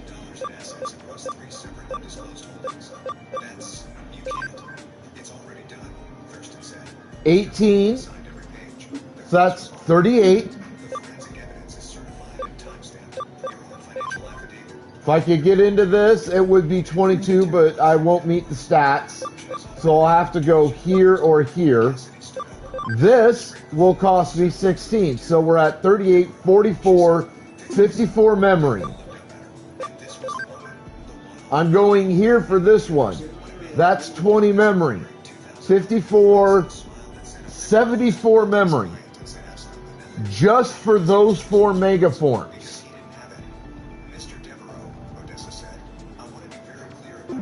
And remember, my current max memory is 115. That means I am taking up over 3/4 of my max memory with 4 Mega Evolutions. So, when you Mega Evolve, you have to be very careful throughout much of your first playthrough of the game so that you don't exceed that maximum memory. Because when you do, you end up having to get rid of party members. Now, here's another reason why this is so super important.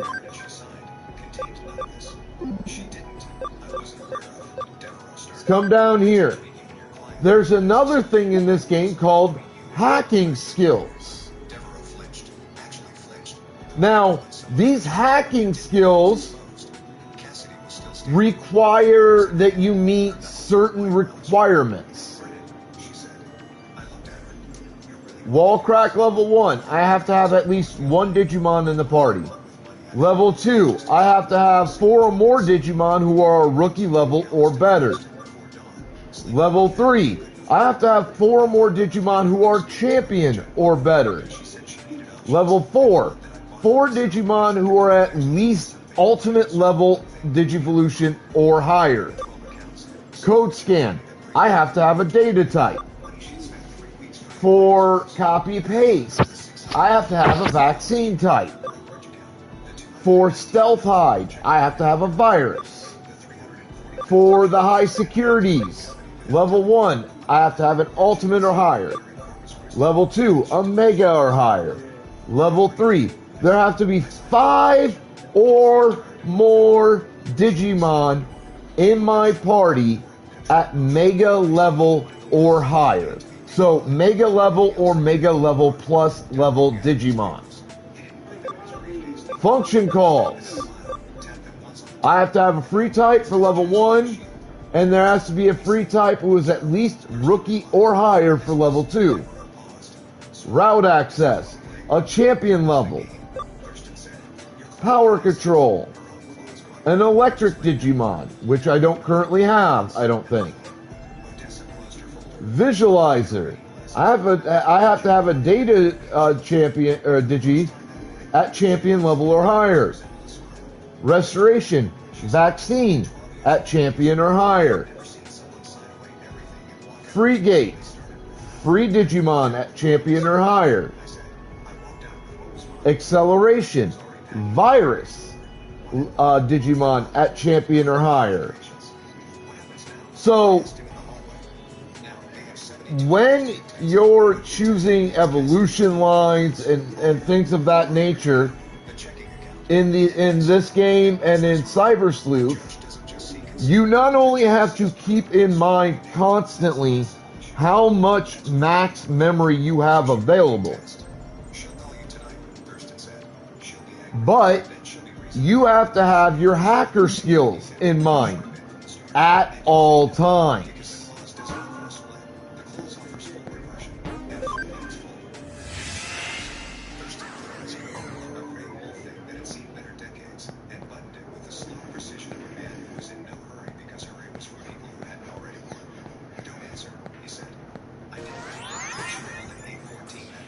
Like, there is, and this is why I say Cyber Sleuth and Hacker's Memory rank as highly on the scales for me as they do.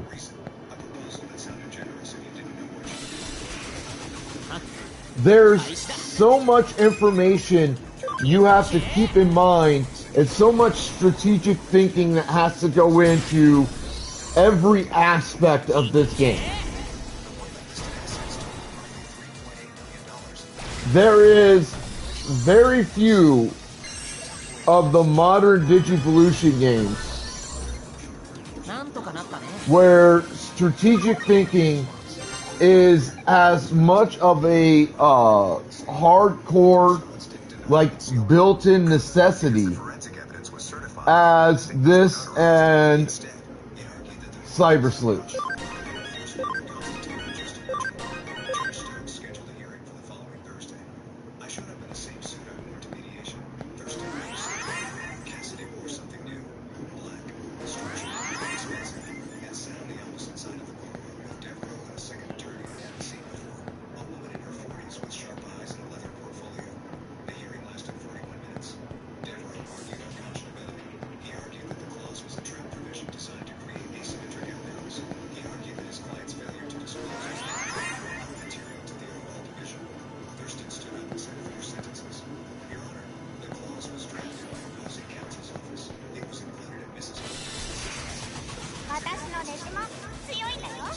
Hey, he's got a Pyildramon.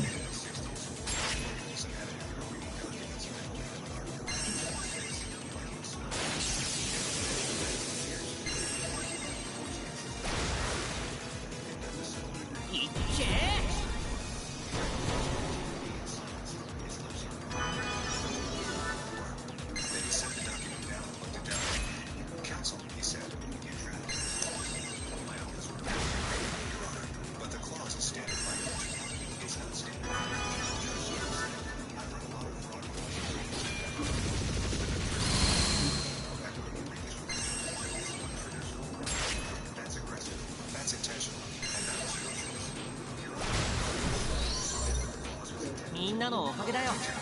The judge said, I understand, but your client is the one who concealed assets. Your client is the one who filed a financial affidavit, perjury that omitted over $1 million in holdings. And your client is the one who sat in mediation and told Mr. Colquitt to Pokeballs out. phrase. He looked at Odessa's mediator report. Simon, he owns nothing. The courtroom was silent. The clause is enforceable, Judge Stokes said. It was drafted by competent counsel, agreed to by both parties, and executed in a mediated setting with full disclosure, or what should have been full disclosure. The concealment is documented, unrebutted, and material. Under the terms of Clause 14b, the entire marital estate belongs to Mr. Colquitt. Cassidy stood up. Your Honor, Mrs. Colquitt, sit down. Sit down. She said. The court orders the following, Judge Stokes said, and he listed the great judge's procedural, like he was reading a grocery list. Now, the other thing that's important is your Digifarm. The Thornfield Lane property is awarded solely to Mr. Brennan. You want to have your Digifarms working at all times. You want different Digifarms doing different things 3.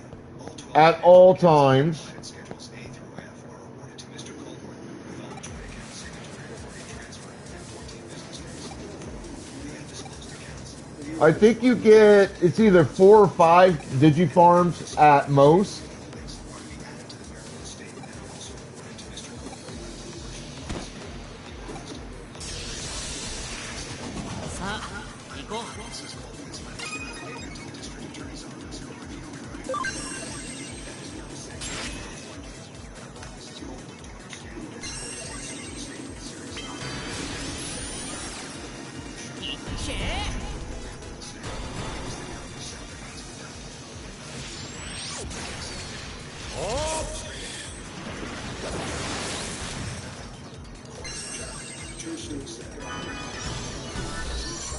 Now, you also got to remember there are 4 types of Digimon and 6 types, or 6 or 8, or 6 to 10 types of elements for Digimon. Your 4 types are Free type, Data, Virus, Vaccine. Vaccines are strong against virus, weak to data. Virus are strong to data, weak against vaccine. Free is just kind of neutral against everything. Then, you know, like, water's good against, like, fire. Fire's good against nature or plant type. Dark is weak to light. That kind of stuff.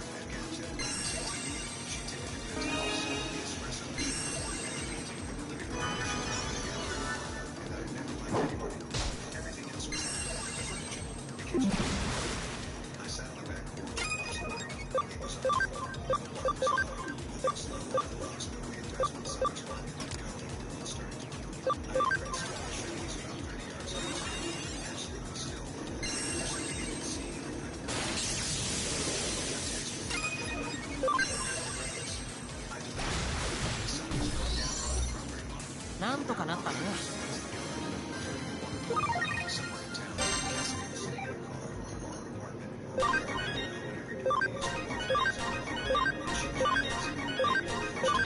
And the close sheet written to trap me was the same one that caught her. I didn't feel triumph. I didn't feel vindication. I didn't feel any of the things people expect you to feel when the outcome goes your way in a room full of lawyers and consequences. I felt finished. The house was quiet. The creek moved. The herring caught its fish and flow. I went inside.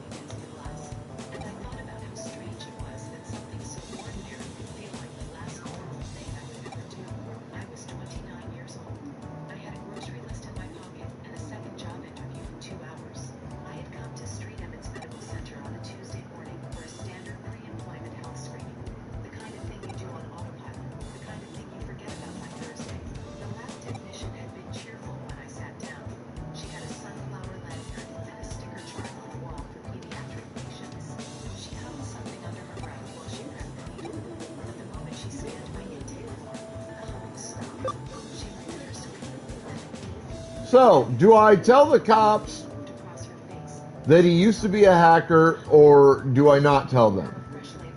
I'm going to give you 2 minutes to decide, chat.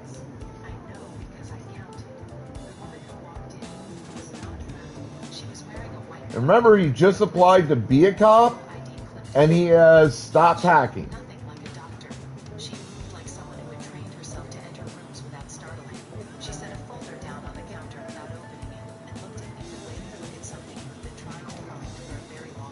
You're an asshole, Adidas. Not a question. I told her that was my name. She pulled a chair close and sat down at my level, which I later understood was intentional. My name is Agent Diane Fossey. I work with the National Center for Children in coordination with the FBI's cold case unit. She folded her hands in her lap. Honestly, I can't say whether or not the decision here will make a difference on how the game plays. I don't know. Less than 200 families in the country carry it. I remember thinking she had the wrong person. I almost said it. I almost laughed. We've been looking for you for 27 years. The room didn't spin. That's what people say, that the room spins. Mine just went very quiet, like someone had turned down the volume on everything except the sound of my own breathing. 27 years. See, the thing is, little decisions like this, I couldn't honestly tell you if it makes a difference. This is just simply a side quest that may or may not have any actual game impact. And I've never actually looked up to see if they do.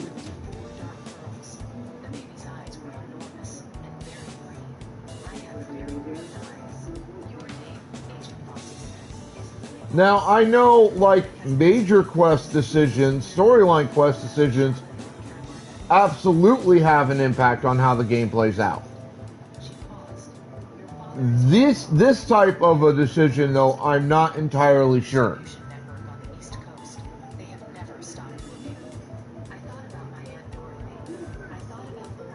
Alright, time's up.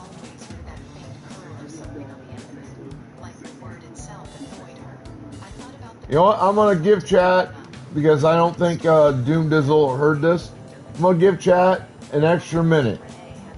This guy just applied to be a police, used to be a hacker, quit hacking. He passed the entrance exam. Do I tell him, or do I tell the cops he used to be a hacker? That I should be grateful every single day that she was the kind of woman who honored family. Even the inconvenient parts of it. I had spent 27 years believing I was the inconvenient part. Agent Fossey pushed a second photograph across the counter. An age progression image, the kind they make from infant photos and bone structure algorithms. The woman in the rendering had my jaw, my exact nose, the same slight asymmetry to her brow line that I had always hated in mirrors. That's what our analysts projected you would look like, she said. I looked at that image for a long time. The woman in the picture did not look tired. She did not have the particular kind of exhaustion that comes from working 2 jobs and eating whatever is cheapest, and spending your evenings wondering what exactly you did wrong that made the person who raised you look at you like a debt she couldn't collect on. She looked like someone who had been told every single day of her life that she was worth something. I felt the grief before I felt anything else. Not for what had been taken, not yet. For who I might have been. Agent Fossey, let me sit with him. She didn't rush me. She poured water from a pitcher on the counter and set it beside me the way you set something down for someone in shock. Gently, without making it a big thing. Your parents are being contacted right now, she said. They've had a standing emergency protocol with our office since 2003. The moment this marker was flagged, the alert went out. She looked at me steadily. You're in a hospital. You're in a building with federal jurisdiction protocols. You are safe here. No one can remove you without authorization. She said it like it was a reassurance. Alright, guess I tell him. Thought it through before saying it. I didn't understand why that particular detail mattered until the door opened 40 minutes later. Dorothy did not know. She walked in like she had built the room herself and was only permitting the rest of us to stand in it. She was wearing her good coat, the navy one she only brought out for church and for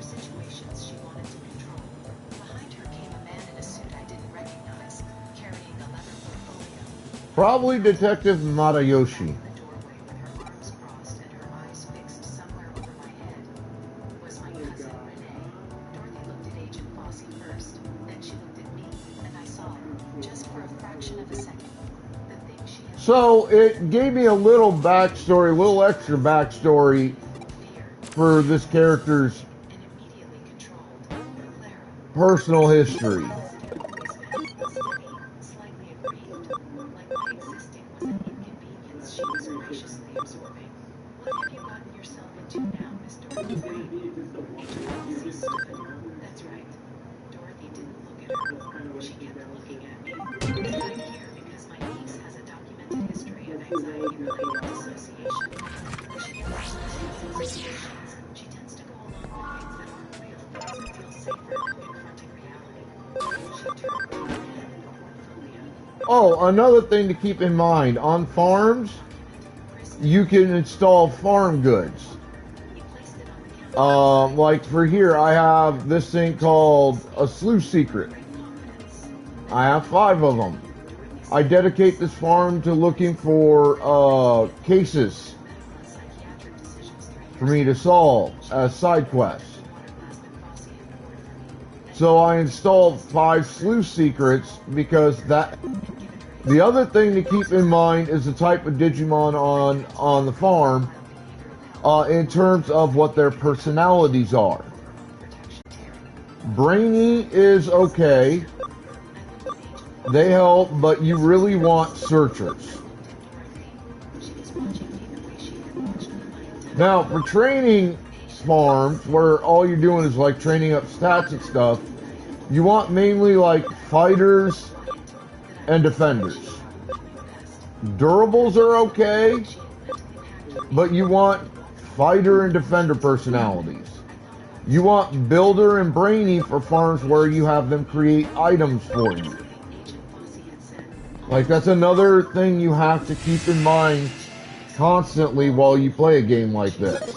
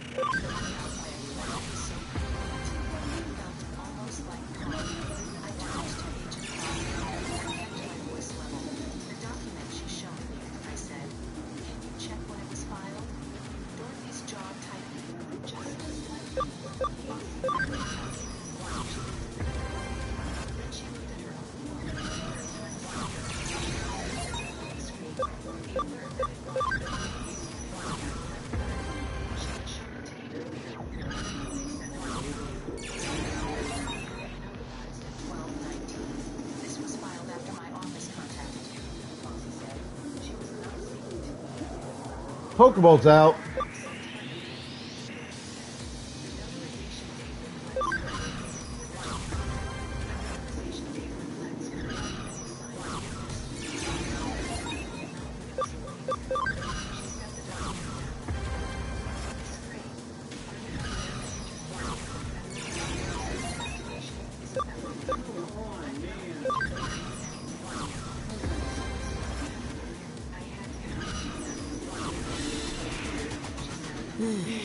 仕方ねえな。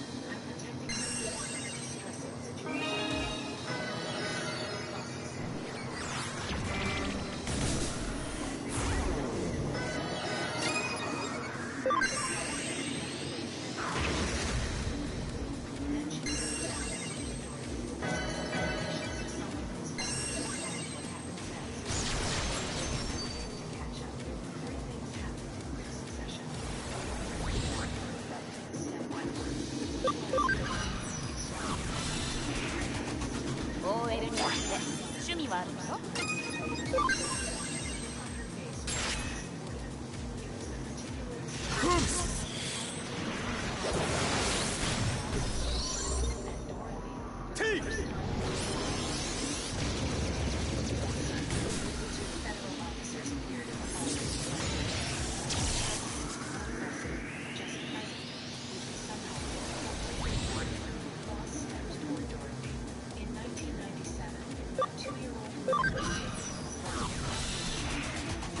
マッチと遊んでくれますの？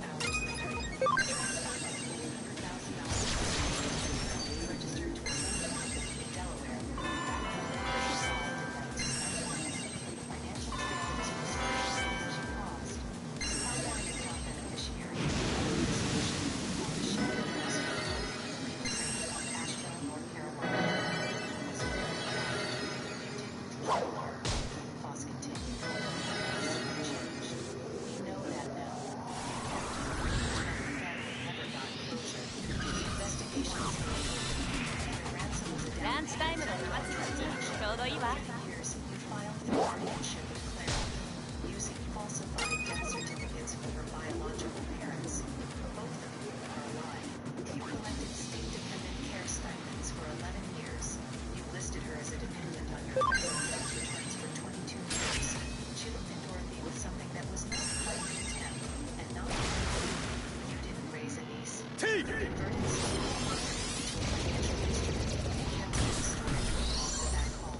みんなのおかげだよ。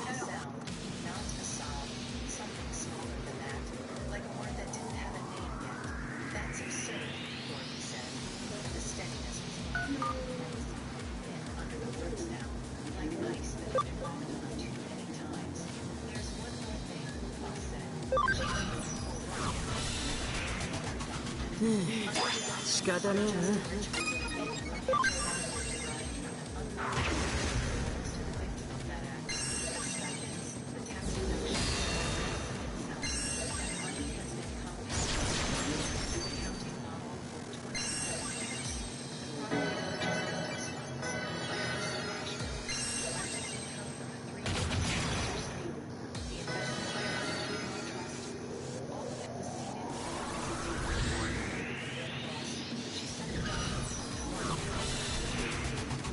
後悔するぜ。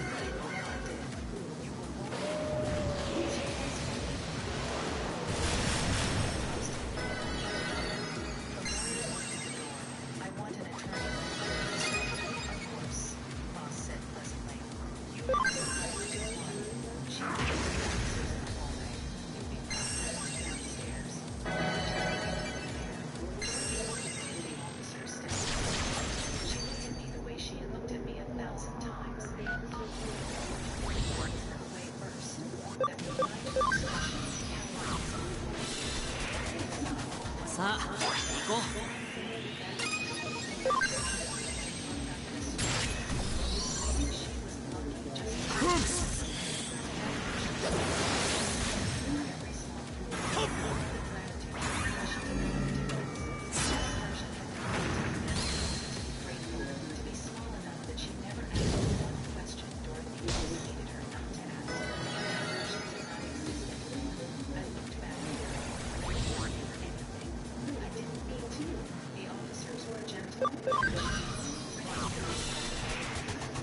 マッチと遊んでくれますの？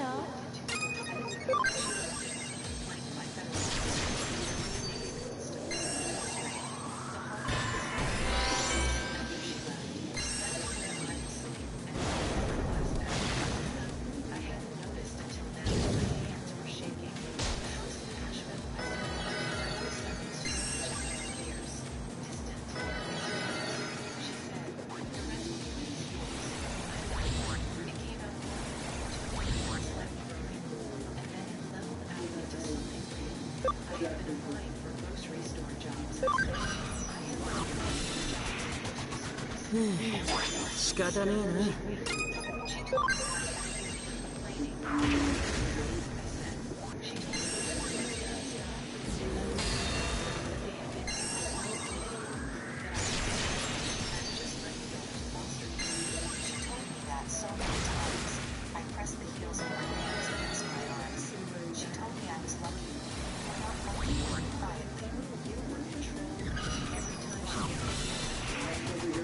後悔するぜ。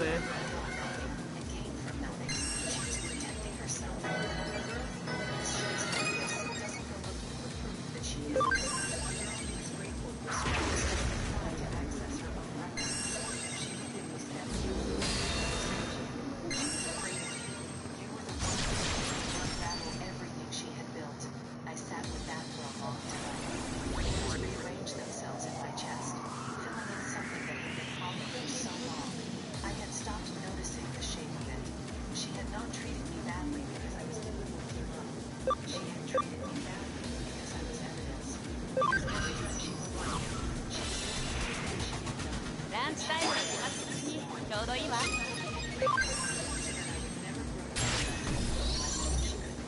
みんなのおかげだよ。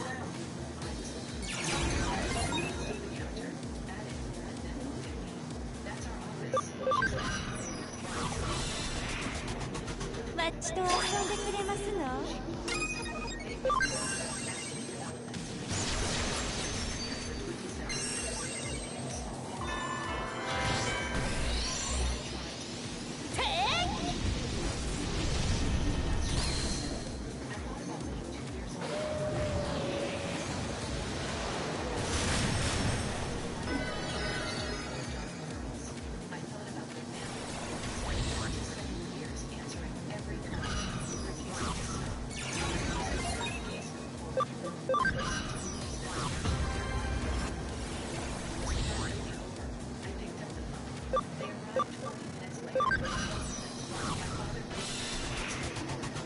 さあ、行こう。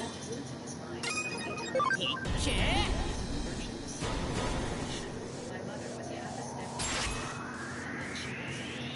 いっけー。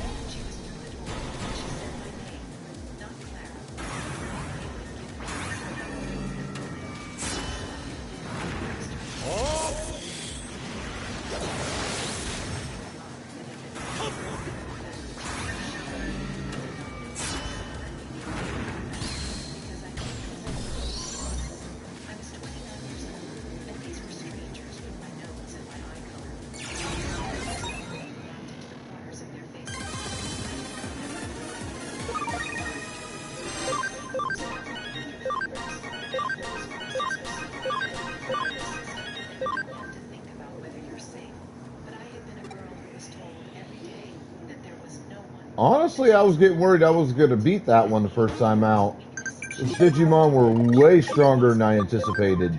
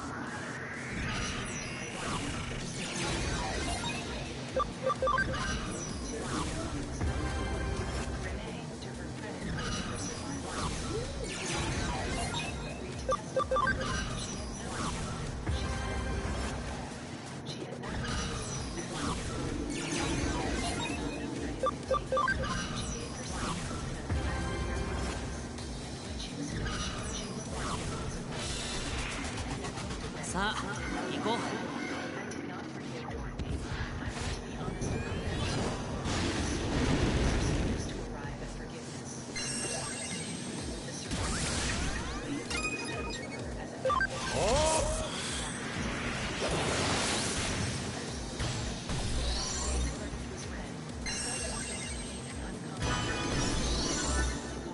なんとかなったね。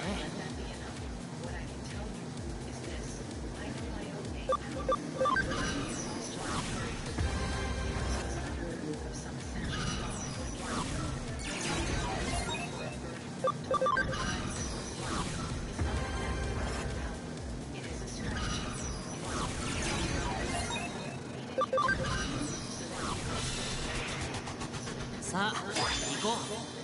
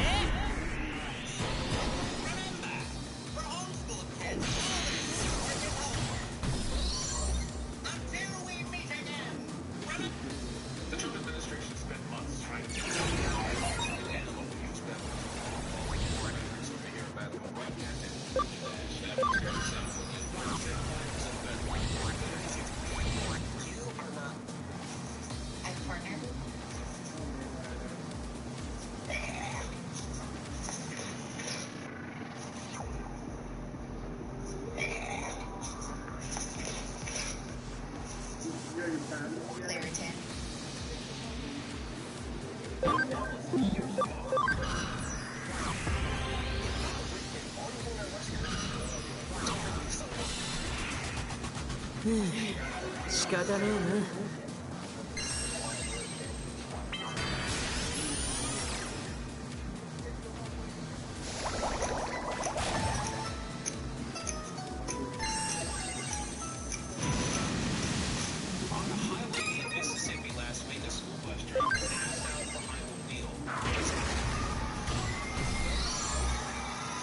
このまま突っ走れ。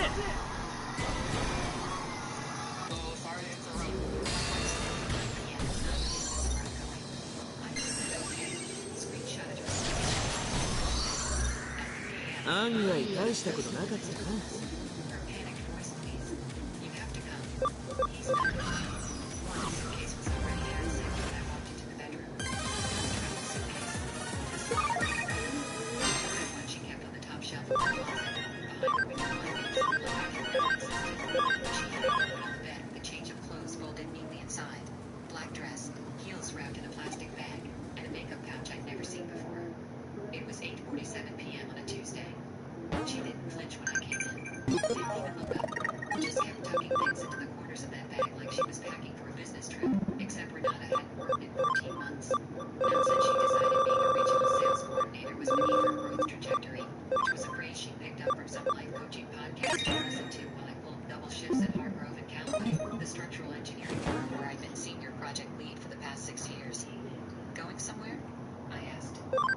Alright.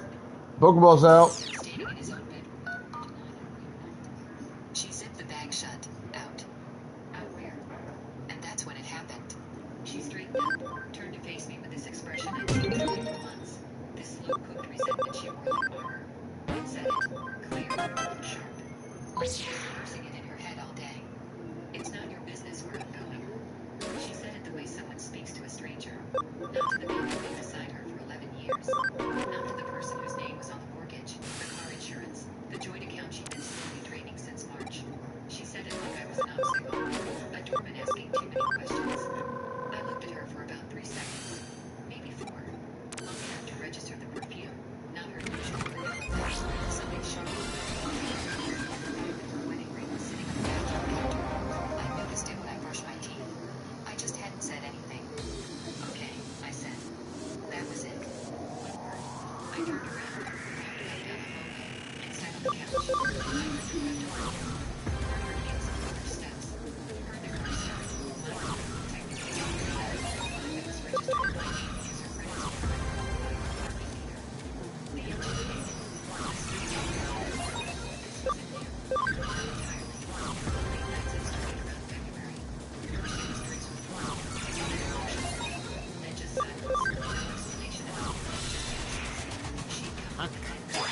始だ。いっ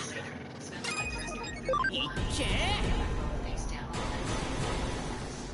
I'm not stupid.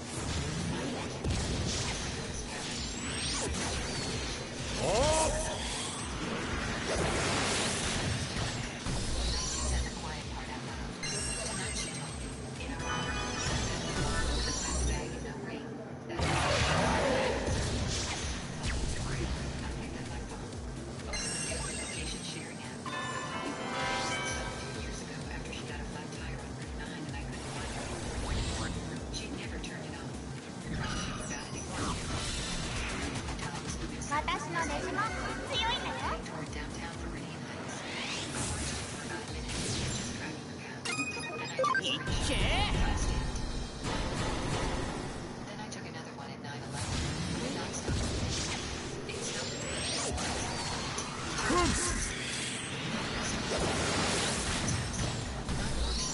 A hotel. なんとかなったね。 Valet parking in a cocktail lounge with dim lighting and leather furniture designed specifically for women to be seen. I took one more screenshot.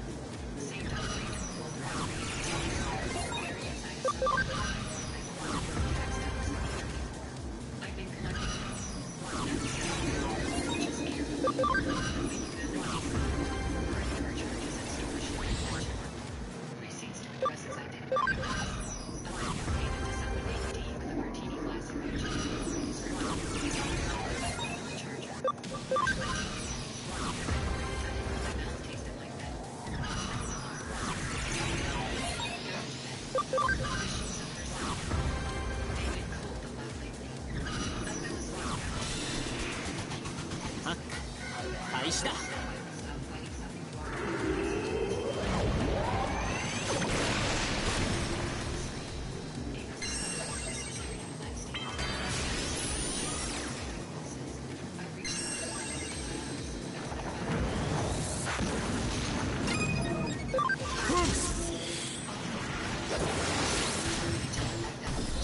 The timestamp started at 1 p.m. and ran straight through to 36 between the calls were texts. Just catching fragments. Pick up. Dash you'll pick up. Please. I need you. Please, please, please. He locked the door. I can't leave. Dashio, I'm scared. Please. My thumb hovered over the screen. My chest was tightly tightening in a way that had nothing to do with anger. Everything don't just shut up because someone tells you to mind your own business. The phone buzzed again. Her voice was wrecked. Not crying exactly, but close. That fractured sound that you get any longer. Please, you have to come. He's not who I am. She stopped. I heard her swallow. Heard something in the background. A voice. Male. Muffled. Then a door slamming. Breathing out faster. Where are you? I asked. The Whitfield. 214. Please, Dash. Please just come. I was already standing. Already pulling on jeans and a jacket. Not because I forgave her. Not because I decided anything. But because whatever was happening in that hotel room was not something I was going to let become a police report with my wife's name on it. Stay on the phone, I said. I can't. He keeps. Dash. He took my keys. He took my phone charger. He's been drinking since midnight and I locked myself in the bathroom, but the lock doesn't really. Renata, listen to me. Stay safe. Push something against the door if you can. I'm 20 minutes out. Hurry, please. I hung up. Grabbed my other set of car keys. The ones for the truck. The F-150 I used for job sites. And was out the door in under 90 seconds. The neighborhood was dead. No lights. Just me backing out of the driveway at 3:12 a.m. on a Wednesday morning to go rescue the woman who told me 5 hours earlier that her life was none of my business. The drive to the Whitfield took 17 minutes. I didn't received in the fire lane out front and didn't care. The lobby was empty except for a night clerk who looked about 22. Not getting involved in anything. Room 214, I said. Sir, I can't. My wife is in room 214 and she's called me 34 times in the last hour because someone in that room won't let her leave. You can either give me a key card or I can call 911 and have them clear out your entire second floor. Your pick. He looked at me for a long moment. I wasn't yelling. I wasn't aggressive. I was standing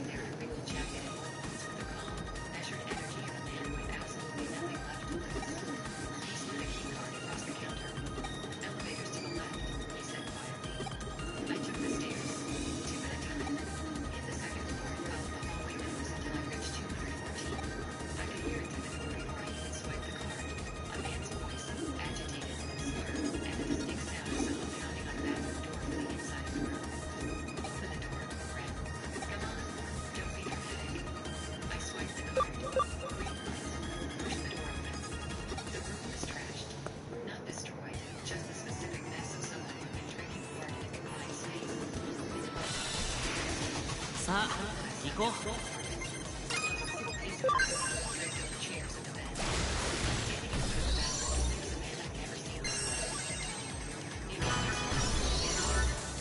なんとかなったね。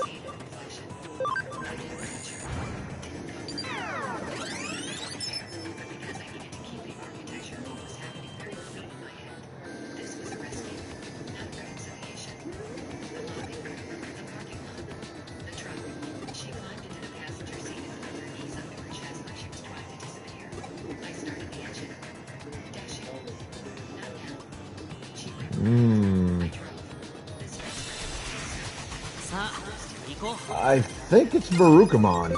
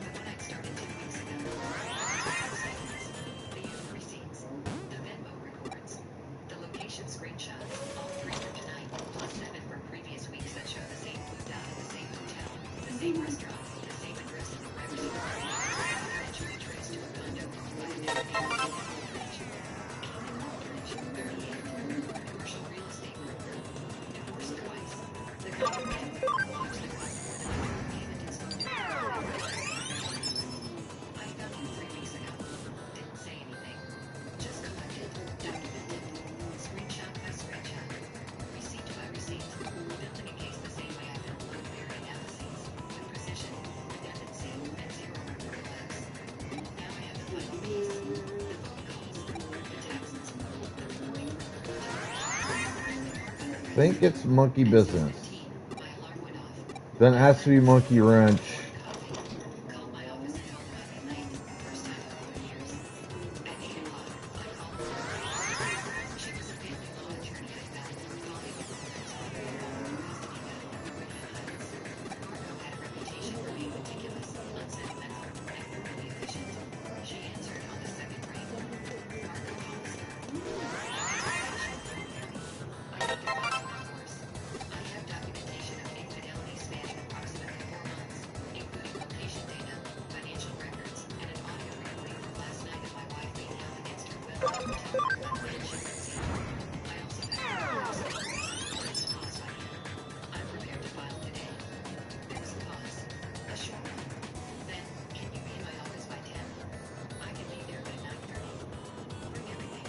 I think it's the center one.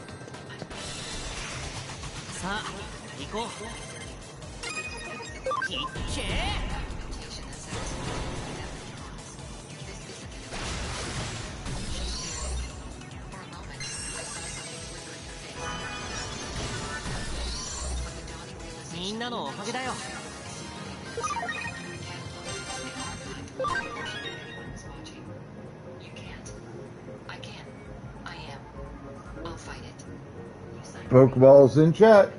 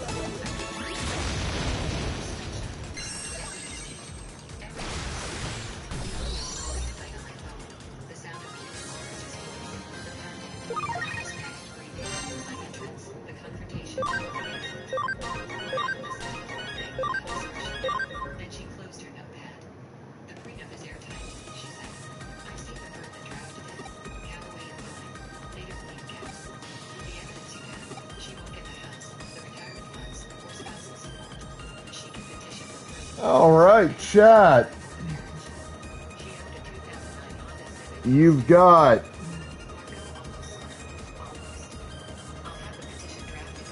2 minutes starting now.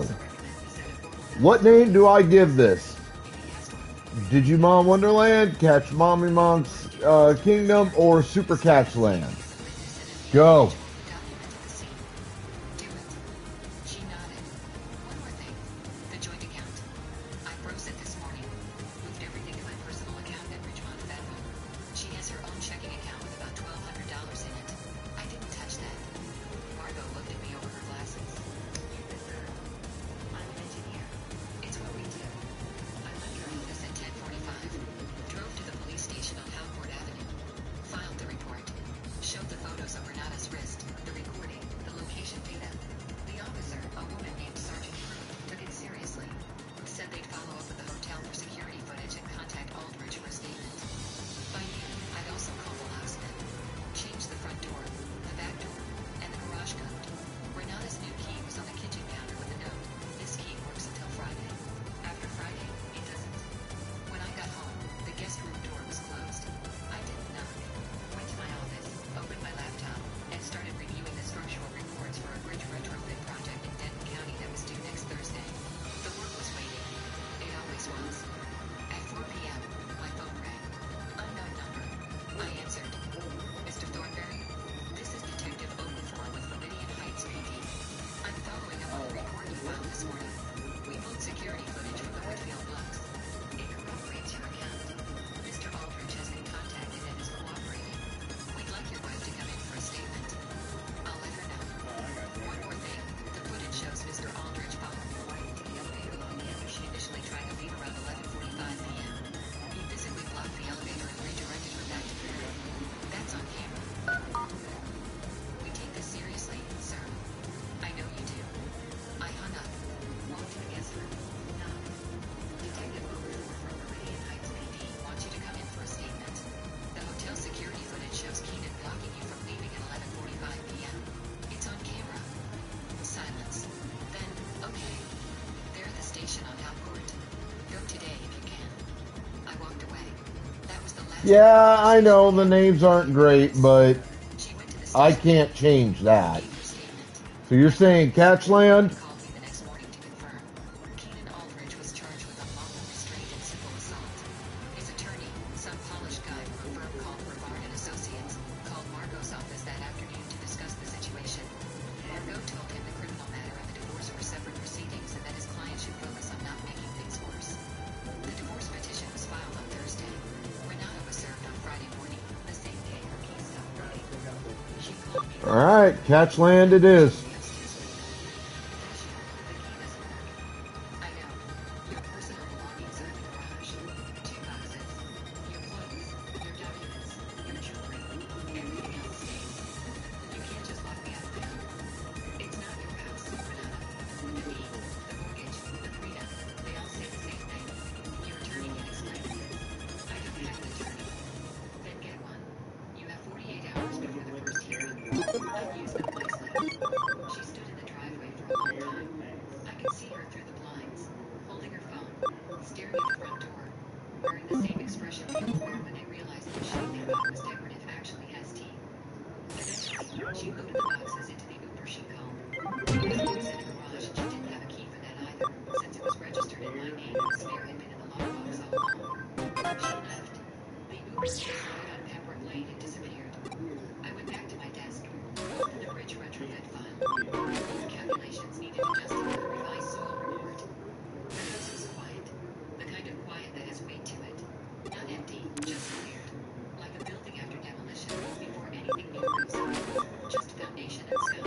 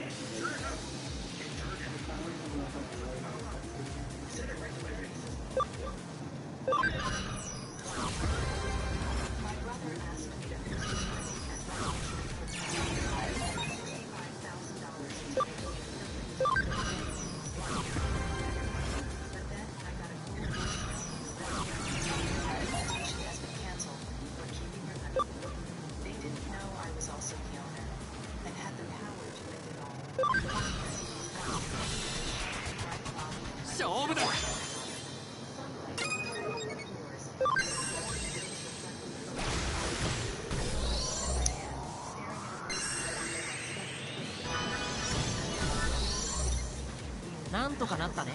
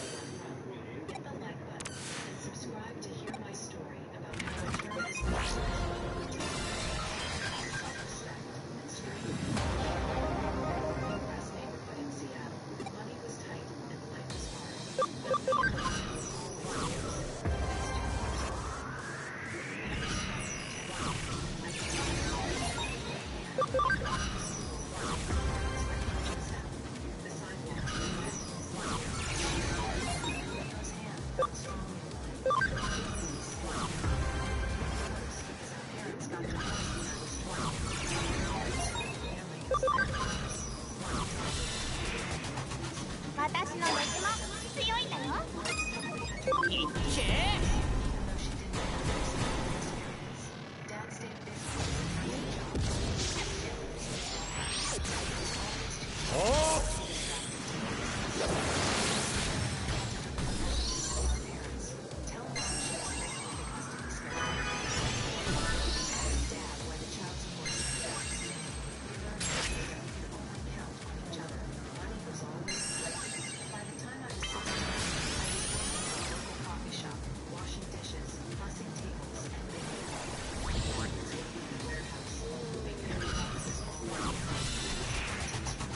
さあ行こう。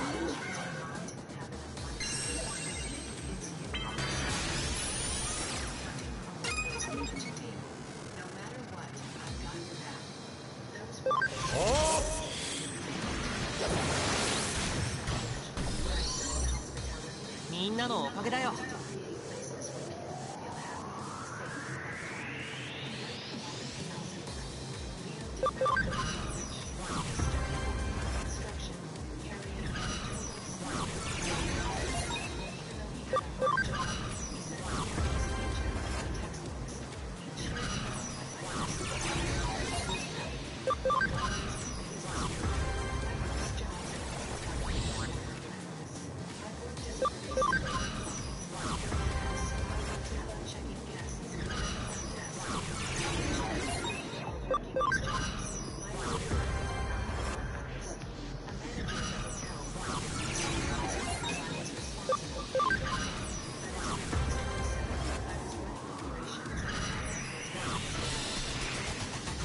私だってバトルできるもん。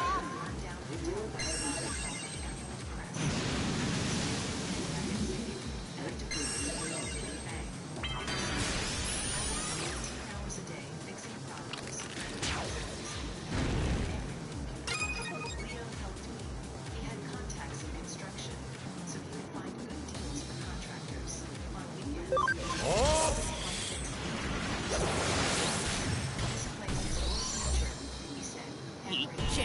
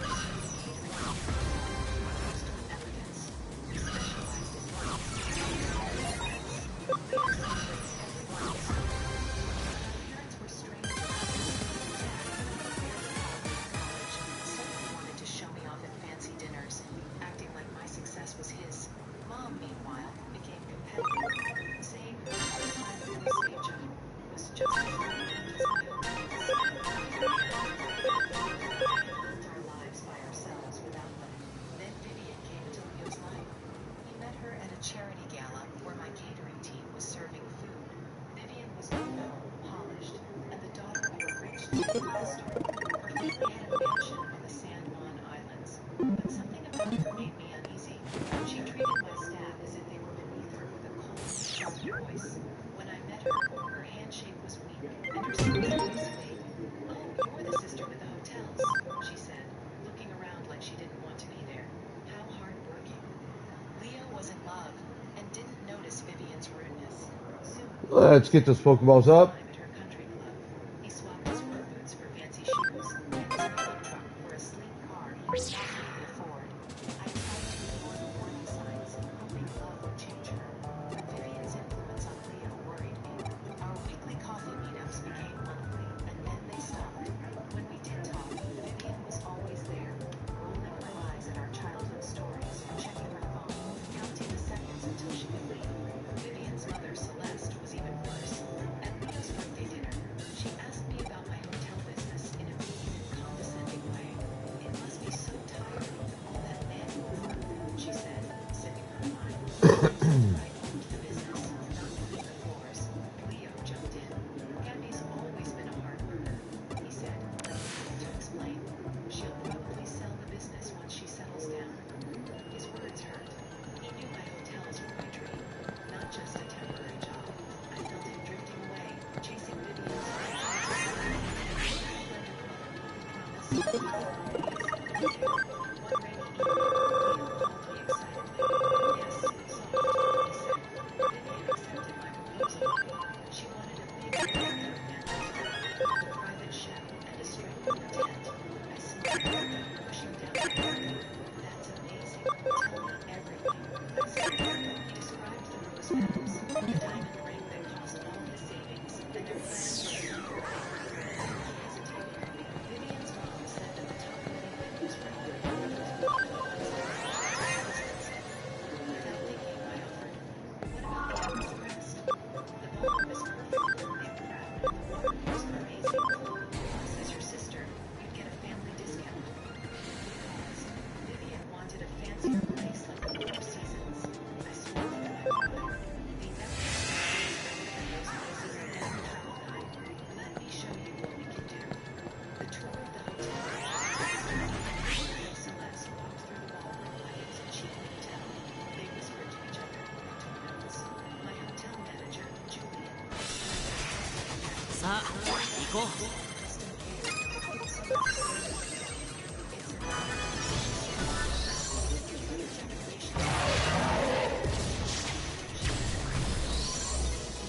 なんとかなったね。 customize the lighting, decorations to match your vision. I said, "Painting a whole ballroom so close to the wedding would be too much." Vivian frowned. "Mother, maybe we should keep looking." Leo looked at me with a straight face, like he needed me to fix everything. "Against my better judgment," I said. "Show me a visual opinion. We'll make it work." Then Vivian's demands went over the top. She wanted imported orchids, a customized sculpture, a dessert table with gold-covered macarons, and more. When Julian showed Leo the あ、開始だ。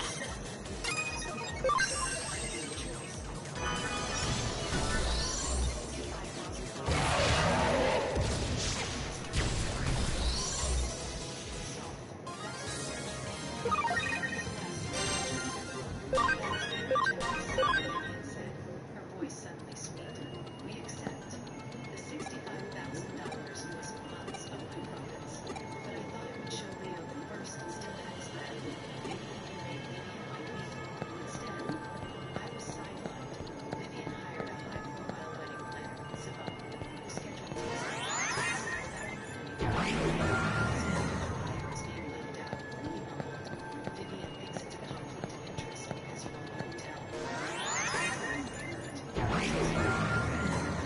Celeste's demands. あ、開始だ。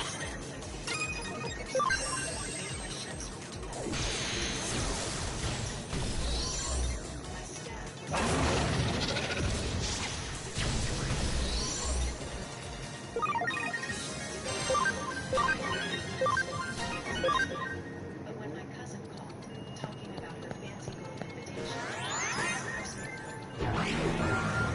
I checked with other family members. Everyone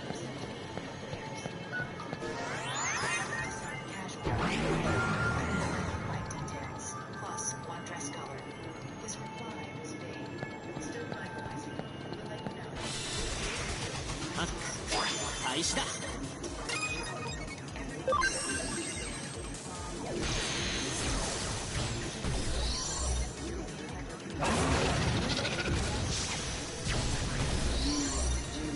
みんなのおかげだよ。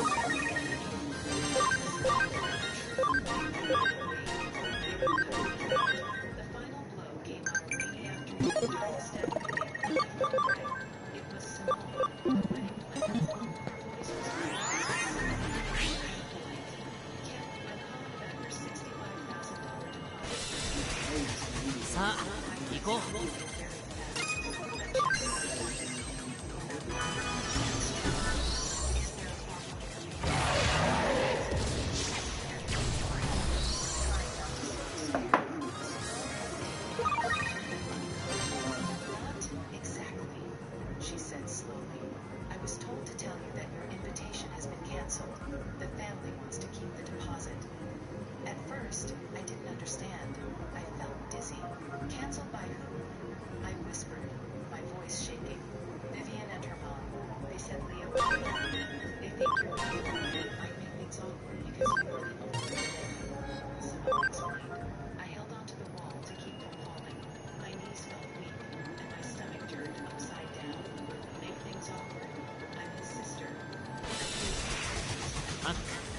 開始だ。いっけー。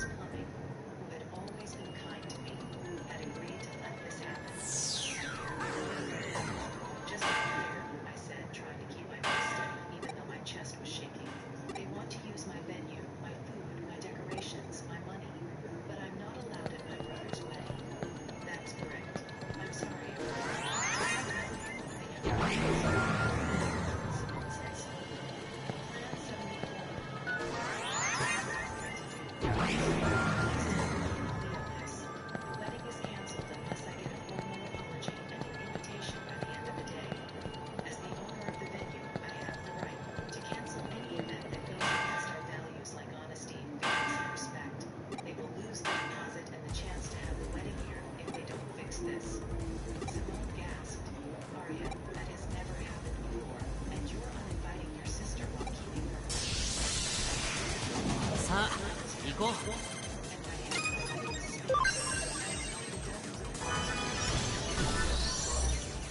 みんなのおかげだよ。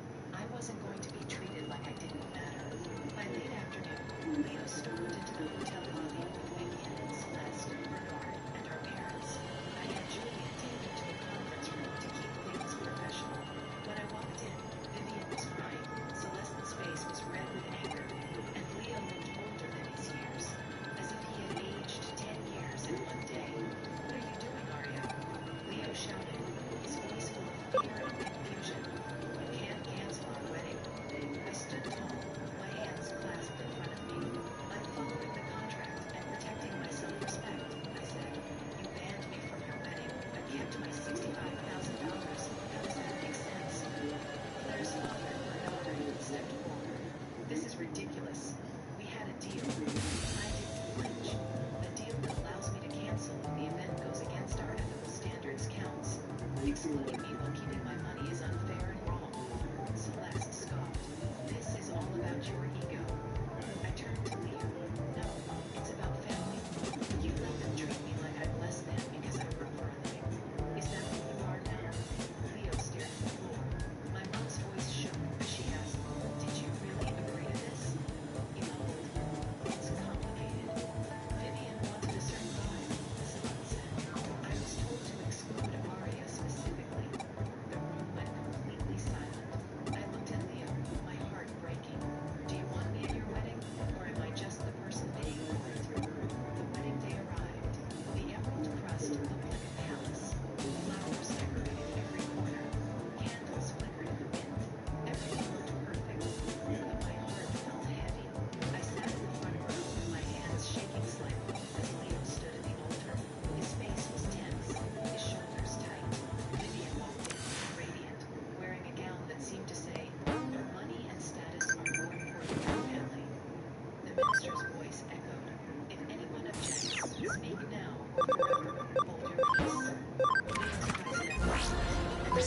Change in him. Something I hadn't seen in years. I object, he said, his voice clear and strong. Gasps filled the room. Vivian froze, her mouth open. I can't marry you, Vivian. I've been pretending to be someone I'm not. I've been betraying my sister, the person who's always had my back. This isn't me, Leo said. Claire's face twisted with anger. You're humiliating me. Guests. I'm sorry, but this wedding is over. Thank you for coming. He walked over to me, took my hand, and together we left the chaos behind.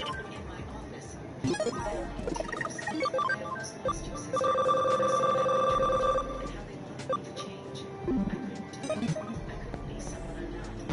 I hugged him. I loved him. You chose yourself and your values. We held each other, remembering the promise we made as kids to always have each other's backs. That promise was real again. The fallout was messy, but also freeing. Vivian and Celeste tried to fix their reputations, threatening lawsuits and drama, but Bernard shut them down, saying that my decision was fair. Leo had to repay some of Vivian's family's costs. His friends supported him through everything. The Emerald Crescent's reputation only grew stronger. Julian told me that clients admired how I handled the drama with calmness and grace. Weeks later, Vivian came to my office. She looked different. No fancy dress, just jeans and a nervous smile. I'm here to apologize, she said, handing me a $65,000 check. What I did was wrong and cruel. I was obsessed with status and lost myself. Therapy helped me understand my mistakes. I don't know. I'm trying to be better. Surprised by her sincerity. Thank you, Vivian. That means a lot. Leo and I started fresh.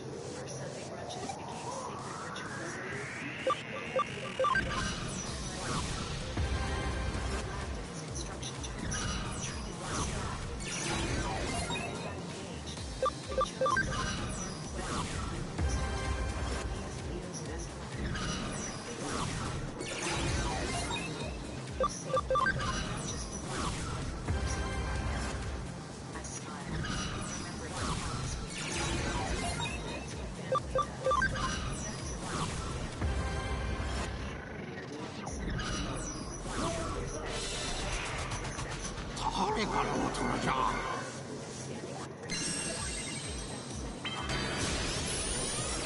about setting boundaries. I started stress and pressure from others. I also began mentoring young entrepreneurs, teaching them the lessons I learned about respect and boundaries. Every time I see Leo smile, I know that choosing to stand up for myself and my family was the right thing. Remember, fighting it.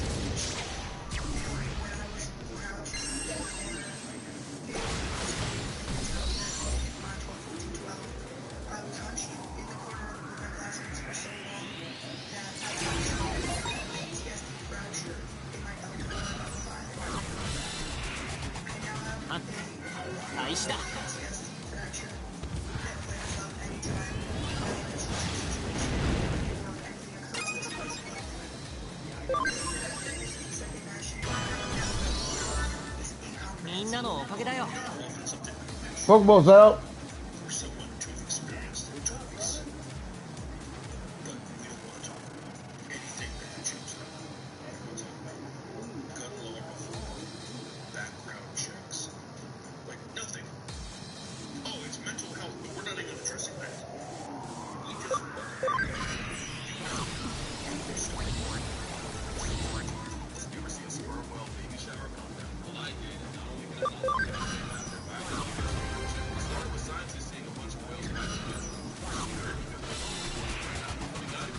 時だってバトルするじゃん。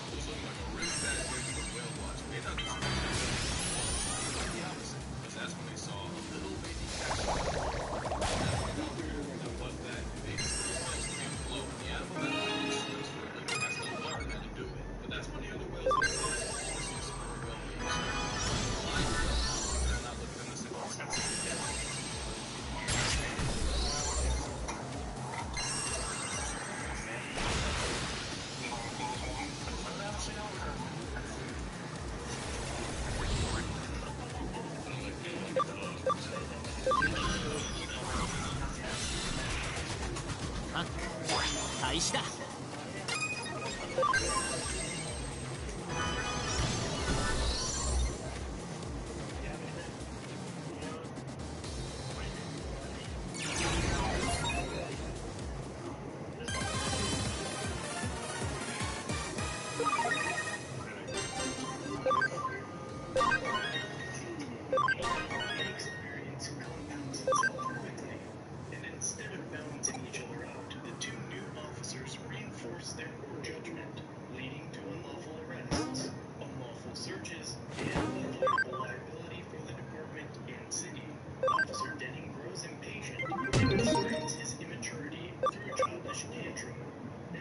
Alright, bathroom coffee, right back. Hang on.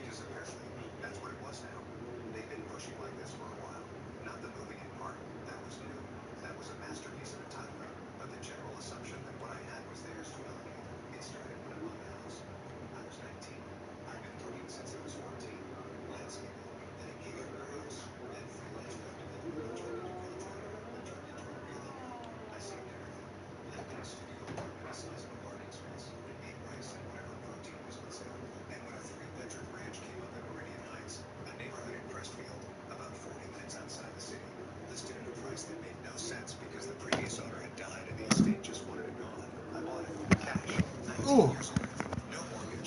Oh, I feel better. My mother told her friends I bought it for the family. My father started talking about when we move in. My sister asked which room was hers. I corrected all of them, firmly, repeatedly. I said, this is my house. I said, I live here alone. I said, no one is moving in. They smiled and nodded and kept at me while I hadn't said anything. Over the next 3 years, while I finished college, commuting, working, maintaining the property, there were a dozen incidents. My mother showed up with a couch once, just appeared with a delivery truck, said she was furnishing the guest room. I sent the couch back. My father tried to get a key copied. I found out because the locksmith was a client of mine and called to confirm. I told him no. My sister moved in for a weekend and was at a conference and stayed for 11 days. I had to physically change the locks to get her out. Every time I drew the line, every time they treated the line like a suggestion. And now this. I walked through the front door and my mother looked at me like I was late. She said, we started to find your father and I are taking a master bedroom. Obviously, Kevin's in the same bed. We really have the bed. We'll put up a partition wall too. She said at the same time she used to tell me dinner was ready when I was 12. Like this was really basically like my dinner was better. I asked, your father gave us spare key. I've never made one, which meant he either gave me out or at one day, 私だってバトルできるもん it was just dropping off groceries, but all of a sudden, the house. I looked around. My living room was gone. My couch. The one I picked out, the one I'd been sitting on 2 days ago watching the Orioles play this year was all gone. I could see it through the window. Sitting on the grass next to a trash can, like it was garbage. My bookshelf had been moved to the garage. My TV was unplugged. Against the wall, replaced by a larger one I didn't recognize. My coffee table was nowhere. They hadn't just ignored me. They moved me out. Where's my stuff? I said. My mother said, you don't have space for one person, Remington. That's the whole point. This house is too big for one person. It's my house. It's a family house. You bought it for the family. I didn't buy it for the family. I bought it for my money. She waved her hand like she was starting to talk. We'll talk about it later. Right now, go get changed. The graduation party starts at 2. Everyone's coming. I stood there in my living room, my former living room, apparently, and I looked at the recliner my brother was adjusting, and the doily my grandmother had already placed on the end table, and a framed photo of my parents' wedding that was hanging where my degree from the camp used to be. They had changed the locks. I hadn't noticed at first because the front door was wide open, but when I glanced at the deadbolt, I saw it. New hardware, brushed nickel, not the brass I'd installed. A different keyboard. They actually changed the locks on my house. Did you change the locks? I said. My father wearing his hands on his jeans. Hands were sticking. I got a good deal, I said. We're good. 4 locks, all keyed the same. You changed the locks on our house. Our house, he said. And yeah, the old one. I got this law. Because I agreed. Because I was doing that. They moved in. They made me. They changed the locks. They did all of this while I was at my own graduation ceremony. I started getting to 11 to 10, by the way, because my mother said she needed a long time. She skipped me. 私だってバトルできるもん I looked at my phone. I had 2 texts from my lawyer, Dorinda Atchison, confirming that she was standing by. I had 1 text from my holdings, my LLC, and the documents already. I put my phone back in my pocket. All right, I said, let's talk about it. The graduation party was in my backyard, which they also rearranged. My grandma's followed by a larger one my father had apparently bought from someone at his church. I had furniture was stacked in the corner of the yard, and folding tables had been set up with plastic table pads and bins of food. There were balloons, a banner that said congratulations graduate, a sheet cake with my name on it, misspelled, earmarked Remington with 2 M's, which was somehow the most honest thing they'd done all day. 200 people came. Family, extended family, family friends, people from my parents' church, people from the neighborhood where I grew up, people I hadn't seen since I was 9. They all came, and they all wanted photos. I smiled every single one. 200 photos. Maybe more. I stood in front of the banner with my mother who I'd since I was 9. I held up my diploma tube. I posed with my grandmother, with my aunt, with my father who had just stolen my house, with my mother who had orchestrated the whole thing. I smiled. I shook hands. I said thank you. I said I appreciate it. I said yeah, it feels great. And the whole time, my phone was buzzing in my pocket. My lawyer was setting the end dates. The final documents had been filed. The rental agreement was fully executed. The property records were confirmed. Everything was in place. I smiled at file number 87 with my Uncle Gerhard.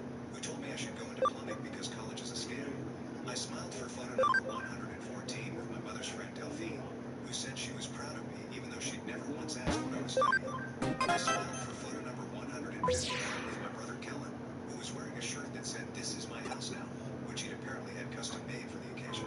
I smiled for photo number 200 with my father, who put his arm around me and said, "This is what family does, son. We take care of each other." And then the party was over. People started leaving around 6. The folding tables moved out. The aluminum trays got covered in foil. My grandmother fell asleep in the lawn chair and had to be woken up. My cousin Trent loaded some empty boxes back into the U-Haul. My mother was in the kitchen, my kitchen, washing dishes when I found Dorinda. She was parked down the street, 3 houses away, in a silver Volvo. She'd been there since 4.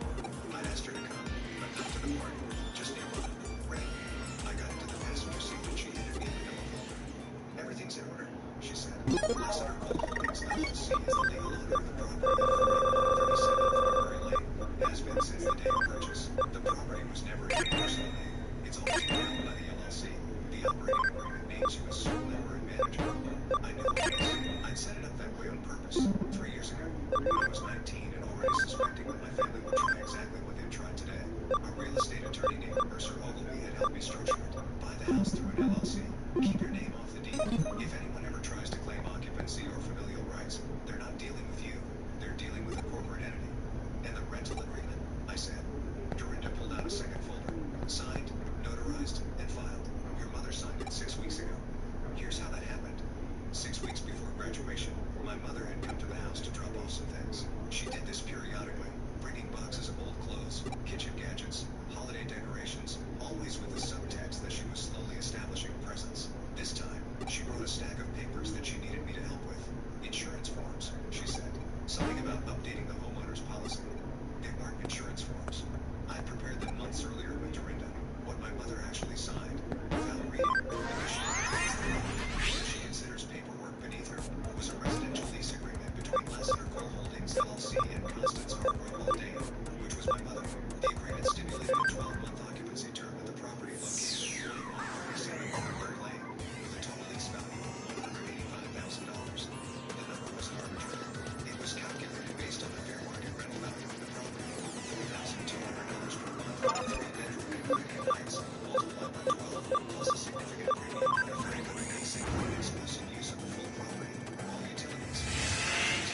Dorinda had also included a clause for damages, a clause for unauthorized alterations to the property, and a clause that stated any modification to locks, fixtures, or structural elements without written consent from the LLC constituted a material breach with a penalty of $35,000. All right, let's get Pokeballs in chat. $35,000 penalty. Today, my mother had signed it. She'd initialed every page. She provided her driver's license for the notary. She made sure she had insurance paid. She signed a lease that would cost her $180,000. "What about the others?" I said. "Your father, brother, and sister are listed as unauthorized occupants," Dorinda said. "The lease is only between the LLC and anyone else residing in the property without written authorization from Lassiter Coal Holdings is trespassing. And the enforcement timeline? I've already filed a notice. Your mother will receive formal notification by certified mail. She has 72 hours to respond. If she doesn't make it, さあ行こう。 the lease payment of $185,000 is due on the 30th, based on movement today.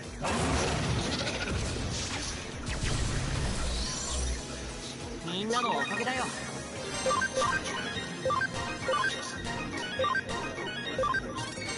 Drinking a beer, my mother was visible through the kitchen window, still cleaning up. They looked settled. They looked comfortable. They looked like people who believed they were. I handed a manila folder back to Dorinda. All of it. All of it. She nodded and started her car and drove away. I walked back to the house. My mother came in the house when I came in through the back door. She looked up and smiled. Where'd you disappear to? Just my front door. Well, your room is set up. Kellen has the bigger one, but yours is fine. It has a window. She'd given me the smallest room. Thanks, I said. I went to the small bedroom.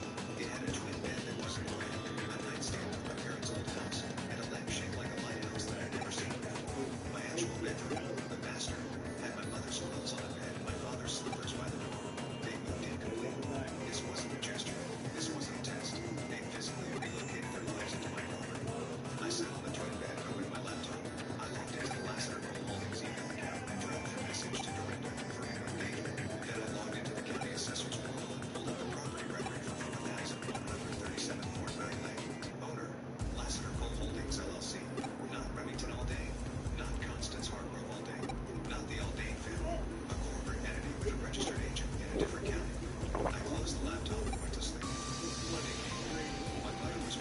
First when the certified mail arrived, the carrier rang the doorbell, and my father answered, which was already strange. My father answering the door of my house like he lived there, which technically, as of Saturday, he been doing for approximately 40 hours.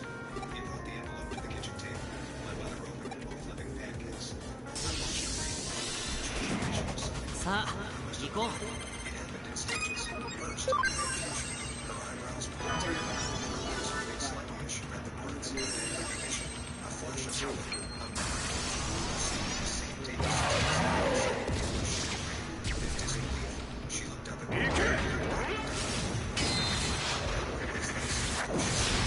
It's a lease notification from the landlord. My brother, Holdings, the company that owns this house. You signed a lease agreement 6 months ago. The lease value みんなのおかげだよ $1,000. It's due within 30 days. My father grabbed the letter, read it. His face didn't go through stages. It went straight to anger. This is garbage, he said. You can't do this. This is our house. It's not your house. It's never been your house. The property is owned by Lassiter Coal Holdings, LLC. I'm the managing member. You're not on the deed. You're not on the lease. You're not authorized to be here. You tricked your mother into signing this. I presented her with a document. She signed it voluntarily. She provided identification for notarization. It's a binding legal contract. My mother put down the spatula. Pancakes were burning. Smoke was curling up from the pan. Remington, I am your mother. And Lassiter Coal Holdings is your landlord. Those are two separate relationships. You can't charge your own mother $185,000 to live in a house. The lease reflects fair market value plus applicable premiums. And there's a penalty clause for unauthorized modifications to the property. You changed the locks without written consent from the LLC. That's a $35,000 breach penalty. We changed the locks because the old ones were broken. The locks were not broken. They were functioning deadbolts that I installed 8 months ago. You replaced them without authorization. The penalty is $35,000, and it's already been assessed. My father stood up. He's a big man, 6'2", wide shoulders, the kind of guy who's used to filling a doorway and having that mean something. He stood up and looked down at me. I'm not paying you a dime, he said, and we're not leaving. You're not on a lease, I said. You're an unauthorized occupant. If you don't leave voluntarily, the LLC will pursue eviction proceedings. You'll receive a separate notice. Eviction. You're going to evict your own father. Lassiter Coal Holdings is going to evict an unauthorized occupant from its property. That's standard property management. He stared at me for a long time. Then he sat back down. The pancakes were fully burned now. The smoke alarm went off. Nobody moved to turn it off. My sister came downstairs. What's that beeping? Smoke alarm, I said. Also, my mother said, her voice now very thin, very controlled. Your brother is trying to ruin our lives. Waverly looked at me, then at the letter on the table. Yeah. She picked it up and read it 私 fast. だ Either of my parents お had. 互いアンダーゼロ You の created 騒ぎ an には巻き LLC, 込まれずに she 済む said, さすがは 3 years ago. 私が But ビ you ジネス got パ off ー to トナー sign に this without telling her what it 小 was. 坂 I 明を presented 倒した her と with a 聞いたよ document. She chose not to read it. おめでとう That's これまでの fraud. 情報 It's 提 not 供の謝礼 fraud. 画面 The document clearly states its nature on the first page. まだ It's 私を no 疑ってい residential るの lease であれば agreement. The 何 parties か are identified. The 自分 terms の are 小 specified. 坂のと The ころでは amount 見 is つからなかったん listed. だ She ろ signed every page. She う initialed 待って the いる penalty clauses. If she didn't read it, that's not a legal deficiency. That's a personal choice. Waverly put the letter down. You planned this. I planned for a scenario in which my family attempted to バ take カ my なんだから property. That scenario occurred. The plan activated. You're insane. I'm a property owner protecting my asset. Kellen appeared in the doorway, shirtless. We were all apart. What's going on? Remington is evicting us, my mother said. He can't do that. This is our house. It's not, I said. And I can. And I am. The next 72 hours were exactly what you'd expect. My father asked his brother, Gerhard, who was a contractor and who my father believed understood real estate law because he'd once filed a lien. Gerhard came over, read the lease, and told my father it looked legitimate. My father told Gerhard to mind his own business. My mother called her sister, my Aunt Rosalind, who was a paralegal in Dublin. Rosalind read the lease and told my mother she should get a lawyer. My mother said she wasn't getting a lawyer because this was a family matter, not a legal matter. Rosalind said it was absolutely a legal matter. My mother emailed. My sister called 3 attorneys. The first one said the lease appeared enforceable. The second one said my mother might have a case for rescission based on misrepresentation, but it would be expensive and uncertain. The third one didn't call back. My brother did nothing. He continued to sleep in the second bedroom, eat food from my refrigerator, and use my Wi-Fi to stream movies. He treated the situation like weather, something that was happening around him, but not to him. On Wednesday, 72 hours after the notice, Dorinda filed the formal demand. The demand was sent to my mother via certified mail, email, and hand delivery by a process server 9 a.m. while my mother was watering plants on the front porch. The demand stated that Constance Hargrove Aldane owed Lassiter Coal Holdings LLC the sum of $185,000 for the full lease term, plus $35,000 in penalty fees for unauthorized lock changes, for a total of $220,000, payable within 30 days. My mother cried. I want to be clear about that. She cried. She stood on the porch with the process server's envelope in one hand and a watering can in the other, and she cried. My father came outside and put his arm around her and glared at me through the window where I was sitting at the kitchen table with my laptop. I didn't enjoy watching her cry. I want to be clear about that too. There was no satisfaction in it, but there was also no regret, because I'd asked them not to do this. I'd asked them dozens of times. I told them the house was mine. I'd drawn boundaries. I'd changed locks. I'd removed furniture. I'd said no, clearly, repeatedly, in plain language, over a period of 3 years. They chose not to listen. So now they were listening to an LLC. Thursday morning, my father tried to my kitchen, in my house, that he was illegally occupying, and sat down across from me with a cup of coffee. Let's talk about this man to man, he said. Sure. What do you actually want? I want you to leave my house. Besides that, there's nothing besides that. I want you to leave, all of you, and I want the lease obligation honored. You know we can't pay $220,000. Then you should probably vacate the property. We're your family, Remington. And this is my property. Those two facts don't cancel each other out. He took a long drink of coffee, set the mug down, looked at me the way he used to look at me when I was 15 and he was trying to decide whether to ground me or let it go. If we leave, he said, what happens to the money? The lease obligation stands regardless of occupancy. Your mother signed a binding contract. Whether you live here or not, the amount is owed. So we're paying $220,000 whether we stay or go.